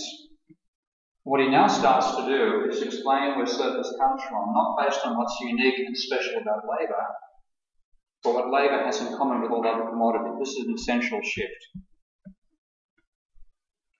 And this is Marx now talking about where profit comes from. Now, I don't think I've ever covered this properly in the earlier section of the lecture, but if you look at Marx initially, when he's explaining where profit comes from before this dialectical revelation struck him, he would say that labour is a source of profit because there's something unique about labour. The difference between labour as a commodity and labour power. So when you buy labour, you have to pay for the cost of reproducing labour power. That's the cost of production of labour. So you buy the subsistence. What you then get is labour, the creative capacity for labour, and that's the difference between labour. One aspect of labour and the other, which applies to no other commodity. So something unique about labour is the way he explained where profit came from. Now he's starting to use what labour has in common with all other commodities to explain why labour is the source of profit. So he says the work itself is a commodity which has a use value and a price like all other commodities. The capitalist gets labour itself, productive power, But now he's starting off by saying it's what labour has in common. It's part of where its reason for being the source of surplus comes from. And he also ties it up with this whole idea of the circuits of capital, CMC, the simple reproduction, MCM plus the circuit of capital, which I've been through in an earlier lecture here. In simple circulation, we have commodity, sold to get money, and used to buy other commodities. So what's actually going on here is not an increase in exchange value. All you're doing is going from one use value to another. And he says, therefore, looking at this circuit, so far as use value is, it's clear that both parties may gain some advantage. So for labourer sells his labour to the capitalist and gets back in return for that commodities purchased with money. The capitalist gains something and so does the worker. There's both gains in terms of use value. The circuit of capital, you go from money to commodity to more money. The sole object of this is to increase exchange value. But that has to occur in the context in which you're exchanging equivalents. So how can you make a profit if you're exchanging equivalents? The exchange value itself can't be the source of surplus value. So therefore use value plays an essential role here. And this is again when Marx takes a major leap compared to his classical forebears.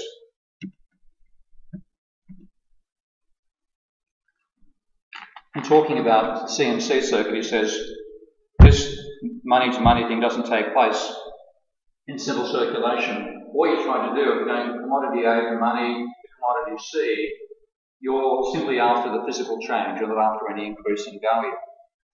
And therefore what you do with that commodity doesn't matter, it's not an economic issue. The use value of whatever you buy doesn't have any real role in the economy. But he said in MCM plus, the use value which you're exchanging for money must have some economic role. You're buying that use value in the MCM plus circuit for a specifically economic reason.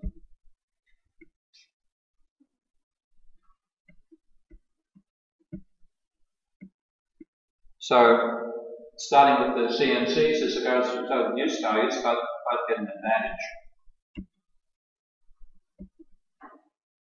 But with exchange value, you can't say that because there's no change in the exchange value in the CMC circuit. No profit made out of the exchange value there at all. But how do you make a profit? Well, he said, we now look at the commodities as the use value and exchange value. Labour has the same relationship, use value and exchange value. I was the first to point out this nature of labour, and he now says this is the key point on which political economy turns. Let's go into greater detail on it. This is from Capital, Volume 1. He says, first of all, you have to explain profit on the basis of exchange of equivalents. And this is vital. He said, you've got to make money. You've got to explain where profit comes from on the basis that equivalents are exchanged. He says, our friend Moneybags, to become a capitalist, must buy commodities at their value, sell them at their value, and yet make a profit. That's essential, otherwise you haven't explained anything. That's the starting point. How do you make a profit out of the exchange of equivalents? Well, it begins from a very strong application of the dialectic here. If you're exchanging equivalents, then exchange value can't be the source of surplus. He said, therefore, the only thing which can be the source of surplus is the dialectical opposite of exchange value, which is use value. This is how Marx puts it here. The change of value that occurs must take place in the first act, the NPC, but not in its value, because you're paying like for like. He said, we are therefore forced to the conclusion that change originates in the use value as such of the commodity, i.e. the consumption. In order to extract value, our friend Moneybags must be so lucky as to find in the circuit, in the market, a commodity whose use value possesses the peculiar power of being a source of value. So it's saying that profit arises from the use value of a commodity. And this is how he explains it. This is again in Capital. In the past, now saying this is why labour is the source of value. He's identifying now this use value exchange value dialectic just with labour. This is the past labour that's embodied in labour power, subsistence, and the living labour can fall into action are two totally different things. The former determines the exchange value of the labour, the latter is its use value. So he's now using use value and exchange value very explicitly in a key section of Capital to explain where profit comes from. He says the fact that half a working day is necessary to keep a labour alive does not in any way prevent him from working a whole day. So, therefore, the value of labour power, the exchange value, and the value that labour creates, the use value, are two entirely different things. And he finally actually says it in those terms. Go on to the next page. I do that. He said, what made him reach, what influenced him to buy labour was the use value it has of being sought just of value, but of more value than it has itself. And he said, in doing this, what the capitalist is doing is acting in accordance with the eternal laws of exchange. What he's actually exploiting is something that labour has in common with other commodities, in fact, not something different. The seller of labour power, like the seller of any other commodity, realises its exchange value and passes with its use value. So it's the gap between exchange value and use value that plays an essential role in Marx driving where profit comes from. And this is what most Marxists miss, or if they actually see it, they don't actually properly put it together. And one reason they don't is that when you look at this, the two circuits, you're now looking at where profit comes from. In the MCM plus circuit, use value is quantitative. It's not a qualitative thing anymore. It's quantitative. And Marx says that explicitly. If you look at this passage, he says the past labour that's embodied in labour power and the living labour that fall into action are two totally different things. The former determines its exchange value, the latter is its use value. Let's highlight those. Exchange value of labour power, cost of maintaining it. Use value of labour power, daily expenditure and work. They're both quantitative. And then he says the specific use value it has is not of being a source of value, not only of value, but more value than it has itself. More is a quantitative statement. It's not a qualitative one. So in this particular circuit, we're talking a quantitative relationship. And that's what most Marxists can't get their head around, unfortunately. So what you get is that in the MCM plus circuit, both the use value and the exchange value of labour are quantitative, not qualitative, and that's where surplus value comes from. And Marx says it quite explicitly here, the value of labour power, exchange value, and the value that labour power creates in the labour process, use value, are two entirely different magnitudes. I've gone blue in the face trying to explain this because I've been used to talking to Marxists who refuse to consider that use value can be quantitative in Marx's analysis. But there's Marx says they are two entirely different magnitudes. And the difference between the two magnitudes is why the capitalists wanted to buy the labour power. So the qualitative stuff is important, but irrelevant to the capitalist itself. You've got to have, labour has to be skillful, not totally useless, but it's a condition sine qua non. It's not the reason, the key reason for buying. It must be the key reason is the quantitative difference. And again, hitting the magnitudes, the fact that they're quantitative. Exchange value and use value being intrinsically indimmeasurable magnitudes. So it's clear in Marx's language, you've got to be trying really hard not to see it. But again, just like Neoclassicals are good at not seeing their own flaws, so unfortunately are a lot of Marxists. So whether you're going to see use value as quantitative or qualitative depends on the circuit you're looking at. If you're in the CNC circuit, then yes, use value is qualitative. Okay? You have labour, you sell the labour to get money, you use the money to go and buy commodities to stay alive, you've got a qualitative increase in your utilities. You're going after the qualitative gain. You've got something you haven't done, you can't make use of labour, you use that to go and buy commodities you can stay alive with. So qualitative change is what you're after. But in the MCM plus circuit, use value is quantitative and it plays an essential economic role. Again, it helps identify when Marx says sometimes use value is an important economic variable, other times it's not. And its essential role is explaining where surplus comes from using this commodity dialectic, which I can now finish on this slide for another short break. Here's applying the same dialectic idea now to labour. So here you've got the MCM plus circuit now, that's part of society you're embedded inside. Here's labour. The foreground is the exchange value, which sets the subsistence wage. The background is use value, the ability to produce commodities for sale. The dialectical tension between the two, they're both quantitative. That will give you a source of surplus. So surplus and profit in this circuit from labour comes out of the gap between the use value of labour and the exchange value, which are both quantitative. You better measure them both in terms of hours of labour. It might take you, as Marx's examples often said, something like 6 hours of labour to reproduce the means of subsistence. That's the exchange value. The labourer works for 12 hours. That's the use value. The gap between the two is surplus value. That's the basic logic Marx has at that stage. Let's take a break there, and I'll come back and carry on from that point in about 10 minutes. Okay, so carrying on from there, where Marx starts to talk about the difference between C and C plus and ordinary exchange. I've already done that one, haven't I? Pardon me, jump past that. Bang, bang, bang. Okay, P1. That one covered. Great.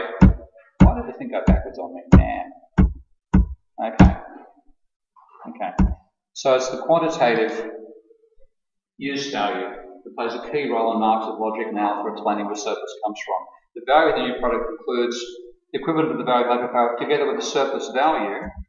He said that's because the value of labour power is less than the value created by its use during that time. Again, it's obvious he's talking about the qualitative difference. But notice he says, and this is the important, again, a very important point again, he's basing the explanation for why labour produces a surplus on what it has in common with other commodities now, not what it has which is different, what it has in common. The worker has received payment for the exchange value of labour power, and by doing so, he's alienated its use value, this being the case in every sale and purchase.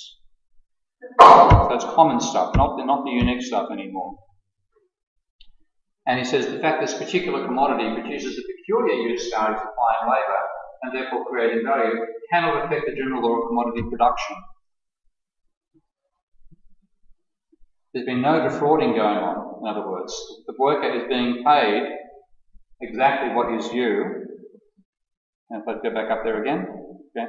It is due solely to the fact this commodity has been used up by the buyer. In other words, the consumption of consumption of the use value of labour by the capitalist buyer is where the profit comes from. It's not breaching the rules of commodity exchange, it's starting off from it. Now, is that the law of exchange requires equality only between the exchange values. Okay? It presupposes a difference in the use values. Now, let's start pulling Marx apart here. What about the use value of a machine? Shouldn't that also differ from the exchange value? Marx has said that use value and exchange value are two incommensurable magnitudes. Remember that statement beforehand? Shouldn't that apply here? Shouldn't that mean commodity inputs are also a source of surplus value? Now, Marx and people who call themselves Marxists say otherwise, but let's go back and take a look at the argument once more, because when he talked about labour producing a profit by talking about its unique attributes, that was a reason to distinguish labour from other inputs like capital and commodities, because surplus arising from the exchange value of labour and labour itself was something you couldn't actually identify with another commodity, because you can't say there's a difference between machine and machine power. Because talking about the difference between labour and labour power was a major part of Marx's explanation for profit before he made this dialectical leap. But in the new explanation, he has to prove quite a different thing. He has to prove, whereas before he had to say, well, labour produces a surplus because of the difference between labour and labour power. No other commodity has that, therefore labour must be the source of surplus. Now he's got to say, well, all other commodities have got this use value and exchange value features, but there are reasons why only labour is the one where that leads to a profit. And that's how he rephrases it. Now, he fails. Logically, he doesn't succeed. Rhetorically, he does, because he convinced a century worth of Marxists. But logically, this is the argument. We're looking in the MCN plus circuit. Here's a machine. The foreground is its exchange value, so its price is the cost of production. Background of its use value, its ability to produce commodities for sale. They're incommensurable to each other. Gap between the two, it's a source of surplus value. That logic follows very clearly from Marx's arguments. But he manages to fudge it instead. So if you look when he talks about machinery, he appears to prove that it can't produce a surplus. And the way he does it is the following. He starts off by this statement: in the labour process, the means of production transfer their value to the products. Only so far as along with their use value, they also lose their exchange value and will have to depreciate to add value to production. He said they give up the product, that value alone, which they themselves lose as means of production. And then he says, ultimately, this is in capital, however useful, that should be 1867, pardon me, 1976, that's a date from Penguin, not the actual date of the book. However useful the given type of raw material or machine, though it may cost £150, yet it cannot, under any circumstances, add to the value of the product more than £150. How does he reach that conclusion? Well, by a lot of very loose language. But looking at his own logic, the exchange value of the machine is its cost of production. The use value is its ability to produce commodities. There's a gap between the use value and exchange value. Therefore, machines can be a source of surplus value. And that contradicts the labour theory of value. Because now all inputs are a potential source of profits, and the contribution a machine will make to output will exceed depreciation, whereas Marx said they're identical. And at one point, however, he says otherwise. This is in Grundrisse when he's first working out the ideas. He said it also has to be postulated that the use value of a machine is significantly greater than its value. That's exactly what I'm trying to prove here. And Marx says it at one point. But then I think he, just like he said about Hegel himself, begins to realise, oh my God, if I go down that track, what happens to the labour theory of value, tendency for the rate of profit to fall, necessity of socialism, etc., etc. And he falls back and effectively is thinking, either consciously or otherwise, how do I make this consistent with what I used to believe? And that's really what he manages to do in page after page of turgid prose in Capital.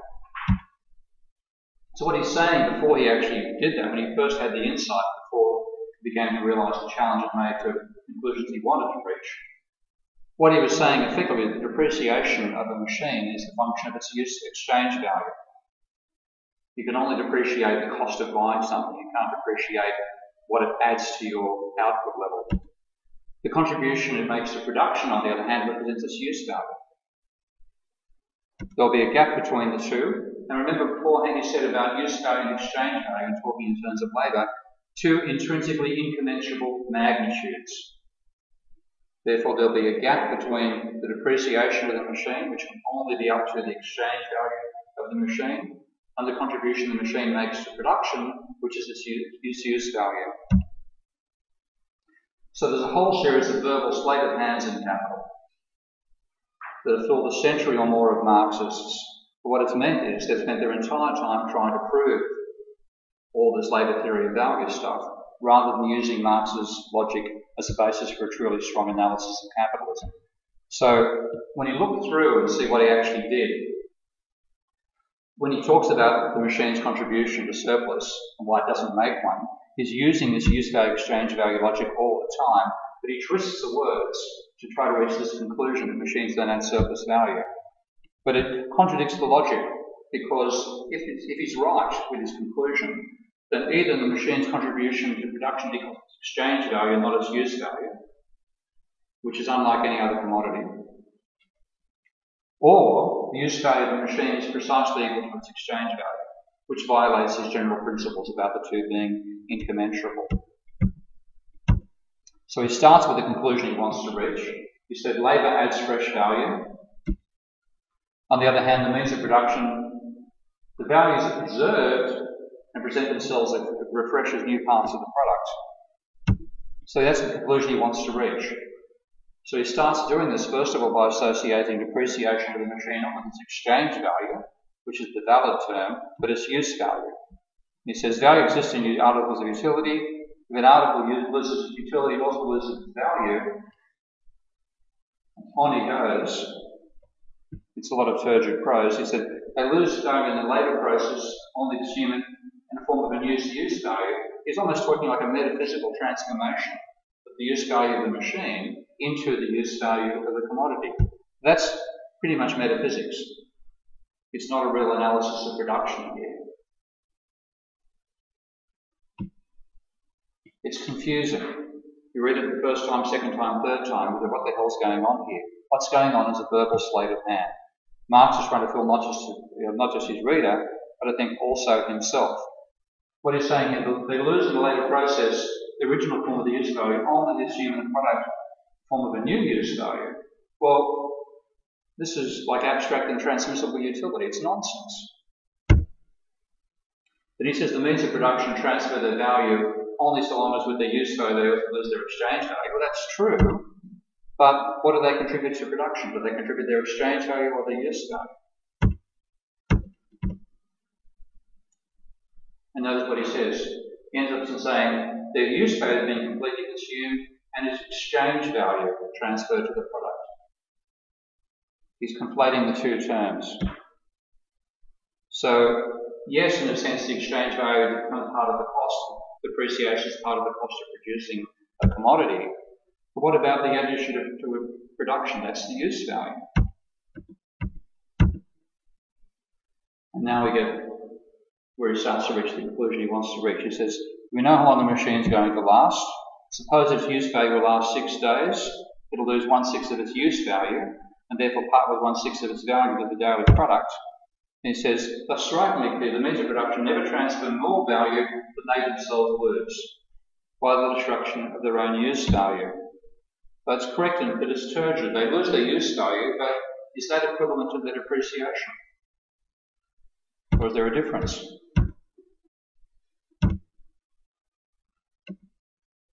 And then he reaches the conclusion he wants to reach. If the machine costs 150, that's all the value it can add. Now the reality is it can cost 150, and that goes into the cost of the production, but it can generate $300 worth of surplus. So then he starts even to contradict his own logic about the importance of use value. In the later process, it says it's a mere use value and could not therefore transfer any value to the product unless it possessed such value previously.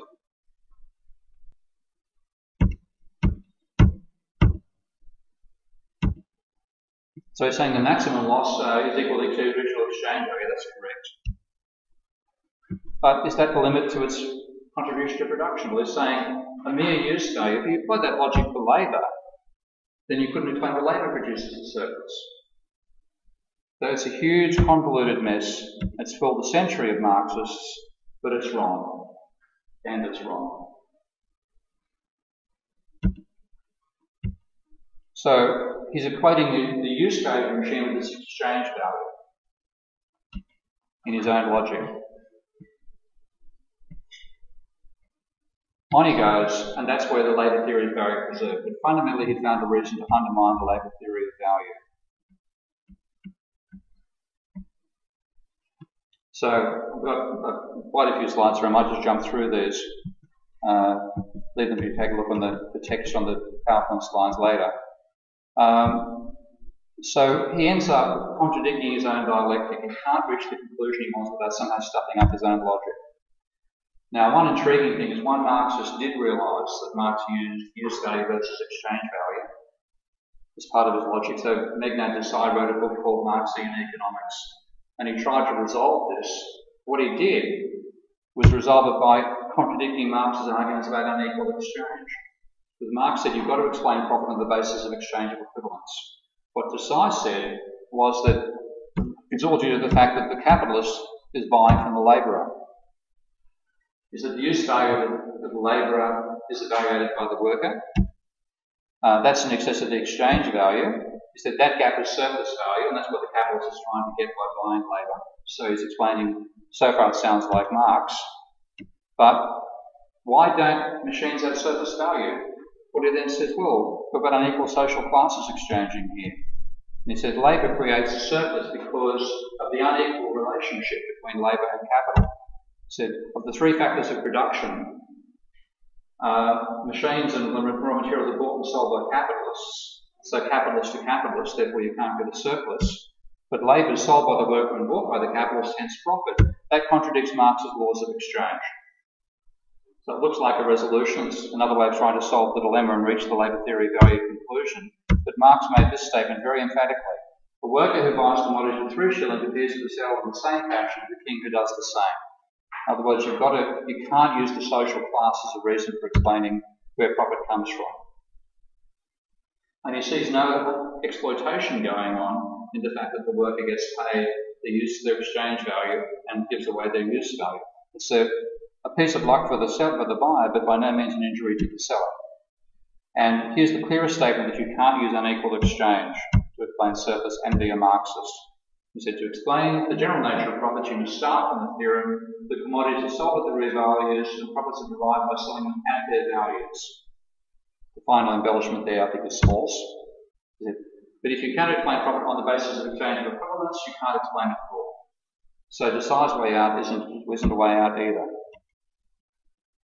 So Desai reaches the result that machines can't produce surplus value, but he's contradicting the argument of exchange under equivalence. So the labour theory of value should be dead.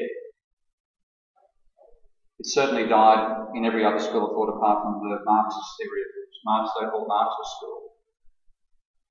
But if you get rid of it, you actually produce a great strengthening of the classic school of thought, not a weakening. So you have commodities exchanged at their values.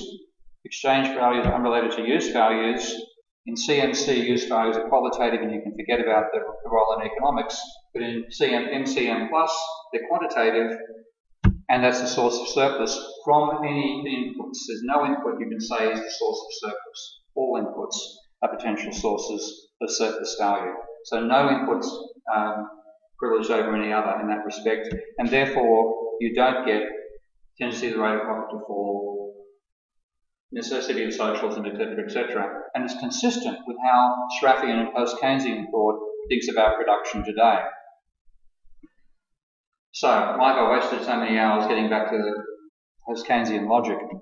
Well, I think it actually gives us a basis for building an overall theory of value that gives us the richness that you don't get in either labour theory of value or post-Keynesian thought.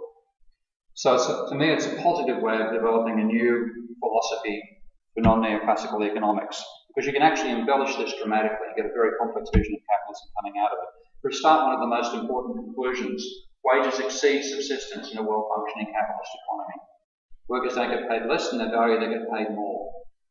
There's empirical confirmation of that, by the way. I'll mention that paper shortly. You get a subjective theory of the price of money. And you get an idea of expectations turning up as well. Now, you find it in various ways, not expressed in detail, but it turns up in various passages throughout Marx. So you get out of it an idea of multiple price levels, which again is part of what you see in Keynes and part of what you see in Minsky. Let's take a look at wages. Now, most Marxists do this all the time. They assume wages are equal to the value of labour power or subsistence wage. But if you look through Marx carefully, you find that whenever he talks about the value of labour, he calls it not the average wage, but the minimum wage. There's only 7 times he actually uses the phrases together. He says things like this: for the time being, the early part of Capital Volume 1, labour supposes such the worker all understands the minimum wages. He said that's necessary to start off by determining where profit comes from. He said they become fluid in the further course of development. That's in Grundrisse. The natural price of labour is nothing but the minimum wage. This is before all the argument before the Grundrisse earlier on. This is after the Grundrisse and writing the theories of surplus value. The value of labour power is equal to the minimum of wages. So Marx is arguing that labour receives more than, if it's the minimum, therefore most of the time labour gets more than its value. What's the logic there? What you get is the worker has his own dialectic. A worker is both a commodity and a non-commodity. As a commodity, labour is, an input to production, but it ignores, the emotional and conscious side of it, pushes it into the background. If you're a pure commodity, you just be paid your subsistence, but you'd rather complain about that. So as a non-commodity, you demand a share in the surplus, you demand time off, you take sickies, etc., etc. So you get a dialectical tension between the exchange value and use value of labour. you get a struggle over the minimum wage coming out of that. Therefore, the wage will be normally greater than subsistence. Only when workers have been reduced to mere commodities will their wage be equal to subsistence. If they manage to campaign for their non-commodity side successfully, they'll get a wage that's higher than that. And therefore, you get income distribution dynamics being a natural part of capitalism. So he's looking at capitalist society, looking at labour now, looking at the foreground side, you treat labour as a commodity, paid a subsistence wage. A background, it's a non-commodity, it'll organise, it'll demand a share of the surplus, it'll therefore get more than the minimum wage. And it'll have a battle over income distribution will be a primary part of behaviour in capitalism. So it's not the explanation for the source of surplus now. This is looking at the labour and non-labour. Marx did talk about labour and labour power, which is talking about how labour differs from all other commodities, and used that to explain surplus in his pre-dialectical phase. Post-dialectical, he can now use this to explain why labour gets more than its value. If it was just a commodity, it'd be paid a subsistence wage. As more than a commodity, it gets paid more than a minimum wage. And you then get an explanation for what's otherwise inexplicable. Chapter 25 model of a trade cycle in volume 1 of Capital, which will then turn into the growth cycle model. This statement, accumulation lessons, he's talking about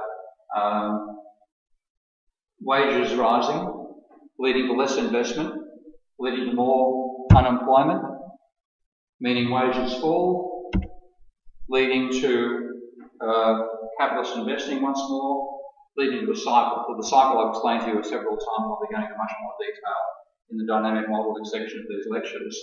This is embedded in volume 1 of Capital. It makes no sense in some ways in that context unless you understand that Marx has got this dialectic of labour as well as talking about dialectic of the commodity that explains where surplus comes from.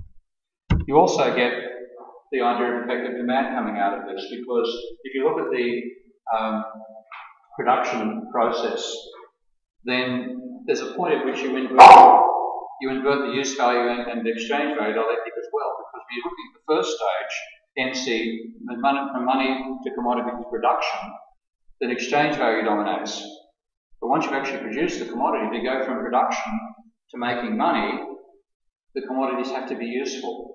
Not just having a function, but proportional to demand. So the use value becomes dominant at that stage. So you now have a dilemma in effective demand that you have to actually, as well as having the surplus produced, which is the easy bit, you've got to turn that surplus into money, and therefore you confront effective demand. And now use value dominates over exchange value. So you get what I might call a realisation problem. Okay. Making the physical surplus is the easy bit.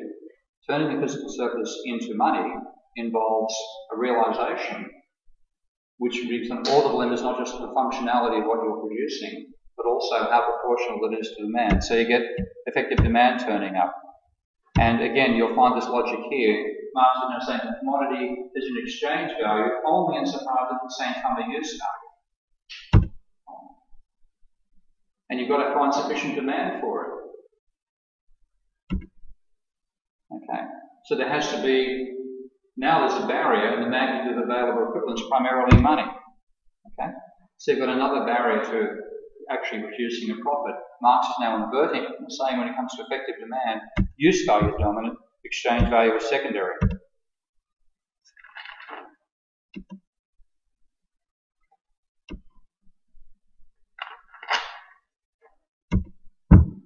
So that's in some ways anticipating Keynes on effective demand.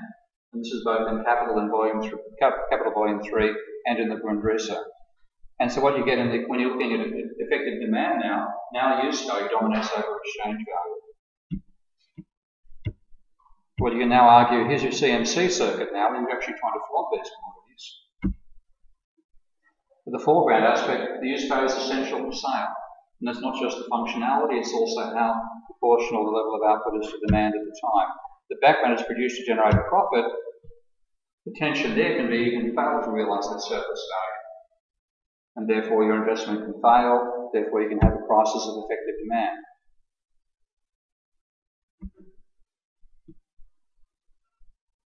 And you get a link between this and his critique of, say, and also a credit theory of money turns up.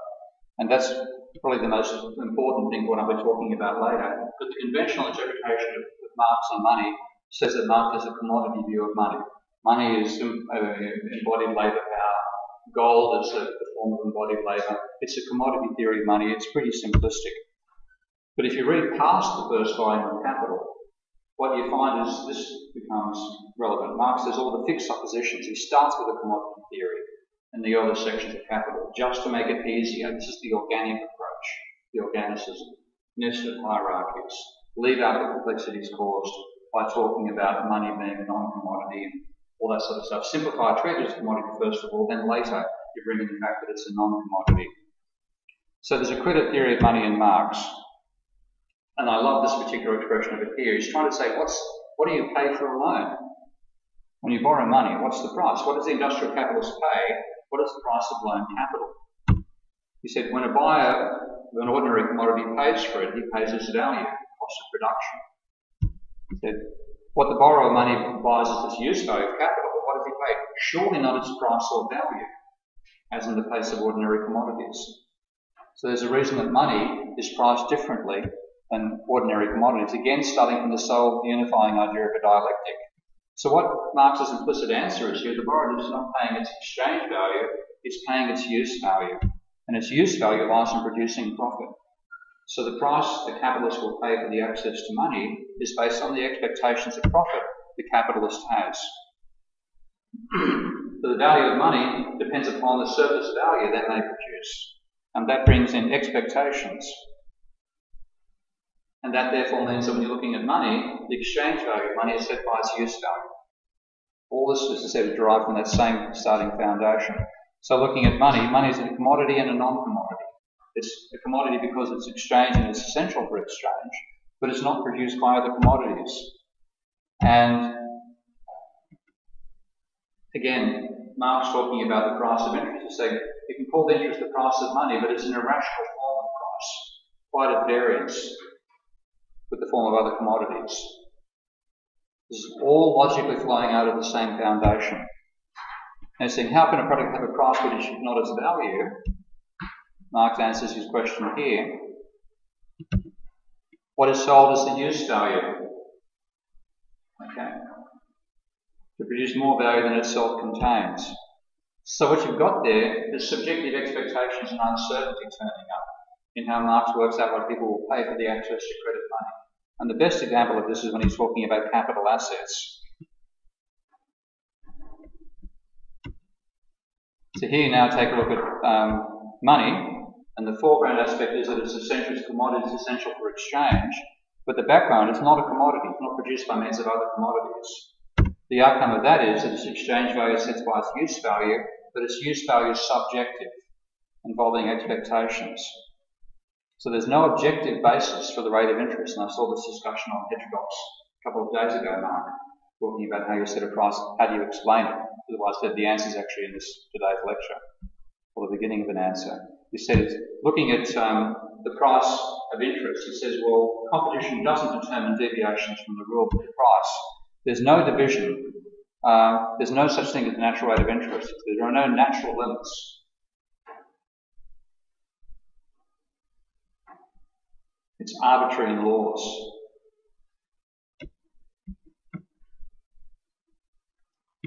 He's saying, so the maximum limit of interest is the profit itself. The minimum you can't work out. And of course, occasionally, of course, you'll get capitalists like my favourites from the Ponzi period in Australia's 80s and 90s, Christopher Skase and Alan Bond, will pay far more. The limit isn't actually the return, it's what they pay to get out of capital appreciation. But he's saying here the minimum is indeterminable. There'll be forces keeping it above that minimum, but it will vary between the two. You can't give an objective value for the basis of the value of money. And this to me leans to circuit theory as well, and that's no wonder to me that the circuit theorists are people who read both Marx and Keynes. I'll go through those in more detail. Let's jump over that slide. You also get pricing of capital assets based on a dialectic, of course, tied up with the pricing of money. And here Marx has a wonderful satire of Ricardo, which again points out the central role that use value and exchange value plays in his logic. So it says, how do you price an asset that you haven't yet realised, like, for example, a mineral in the ground? He says the compensation, he quotes Ricardo to say that the amount you pay for a mine depends upon the coal and stone that can be removed from it. It has no connection with the original and indestructible powers of the land. And Marx says, no, that's wrong. There's a very significant connection because the word value here is a very ugly use of the word value. Because he said an undeveloped mind has no value in the classical sense of Ricardo, because value in Ricardo's term relates to the amount of labour that's gone into making something. But if you've got a mine, you know there's a mineral ore down there. The mineral ore itself has no labour in it. Therefore, its value is zero. And he says precisely this. He says, Ricardo never uses the word value for utility or usefulness. Therefore, does he mean to say that the compensation paid to the quarry owner is for the value of the coal and stone before they've been removed? In other words, before any labour has been applied to them? Then he invalidates his entire doctrine of value. And this wonderful statement here. What does value mean here? As it must do the possible use value and hence prospective exchange value of the coal or stone. Now that's talking about expectations, uncertainty in the future. So the value of capital assets is also set by their use value. Another reason for having a different price value in capitalism. Possible use value, prospective exchange value, it's all becoming a very, very rich and complex vision of capitalism. So you therefore have at least three price levels. With the dialectic of commodity, you get the existence of surplus, commodities exchanging at their values. With the dialectic of labour, you get the minimum price for labour being its value, and therefore the wage will exceed its cost of production. And the dialectic of money and capital, their exchange value is set by their hypothetical use value. You get a subjective theory of value coming out of it for capital assets and money. And you also get it applying to new commodities, because new commodities are things which are produced using existing commodities, but aren't themselves involved in producing new commodities. You get a break in that cycle. When you come up with the very first iPod was not an input to the production of the commodities that produced it. So the value you put in it can greatly exceed its cost of production. It doesn't turn up in the overall input-output matrix. So what you get out of this is a vision for some things whose value is determined independently of the cost of production. And Ricardo talks about rare statues, wines, etc., where the price is set for subjective elements. You can have subjective pricing in this framework for either unique objects which can't be reproduced, or for new objects that can be reproduced but have just become part of the production system. So you get the capacity to have some elements based on subjective pricing. It doesn't have to all be objective. One reason I'm labouring the point here. You get a very rich picture of value coming out of this. So you get something which is compatible to some degree with the Austrian picture, but rather than being in the centre of the system, it's on the outside. So new products, the foreground will be that they're a non-commodity, but you don't actually use them to produce new other commodities themselves yet. But the background is they're produced by means of other commodities. You can therefore get a subjective basis for setting their price. The early adopter price can be paid for a new commodity. So you get multiple conflicting price levels, but all related to each other. Normal commodities with input-output pricing. Labour with a minimum wage set by subsistence, but with predator-prey income distribution dynamics on top of that. Money and capital assets being set by expectations and asset price setting and through debt as well. Non-reproducible and new products. An Austrian approach makes sense there. So it's a very, very rich vision of capitalism coming out of Marx's logic. And you can also get a macro coming out of it because, again, I think I've covered this. This is actually some older lecture notes that I should have taken integrate a bit more of the earlier lectures where I've already gone through why sale law and borrowed law don't apply. But in a capitalist economy, one outcome you can get at this is that the sum of excess demands, rather than being zero, is negative. And you make up the gap with money and debt creation. Again, I've been through that in more detail in the earlier lectures. And it's inherently dynamic. You've got conflict between these price levels. You can't reach this out in an equilibrium system. You've got the distributional dynamics of wages, workers demanding more than their value in wages. You've got to realise what you can reduce the surplus, but you've got to actually turn it into real profit. Debt is in there and growth is in there. You can't leave them out. So to me, it's a foundation for non-neoclassical economics. And that's the end of the lecture. Wow, I got there before 9 o'clock. Nobody's died. Fantastic.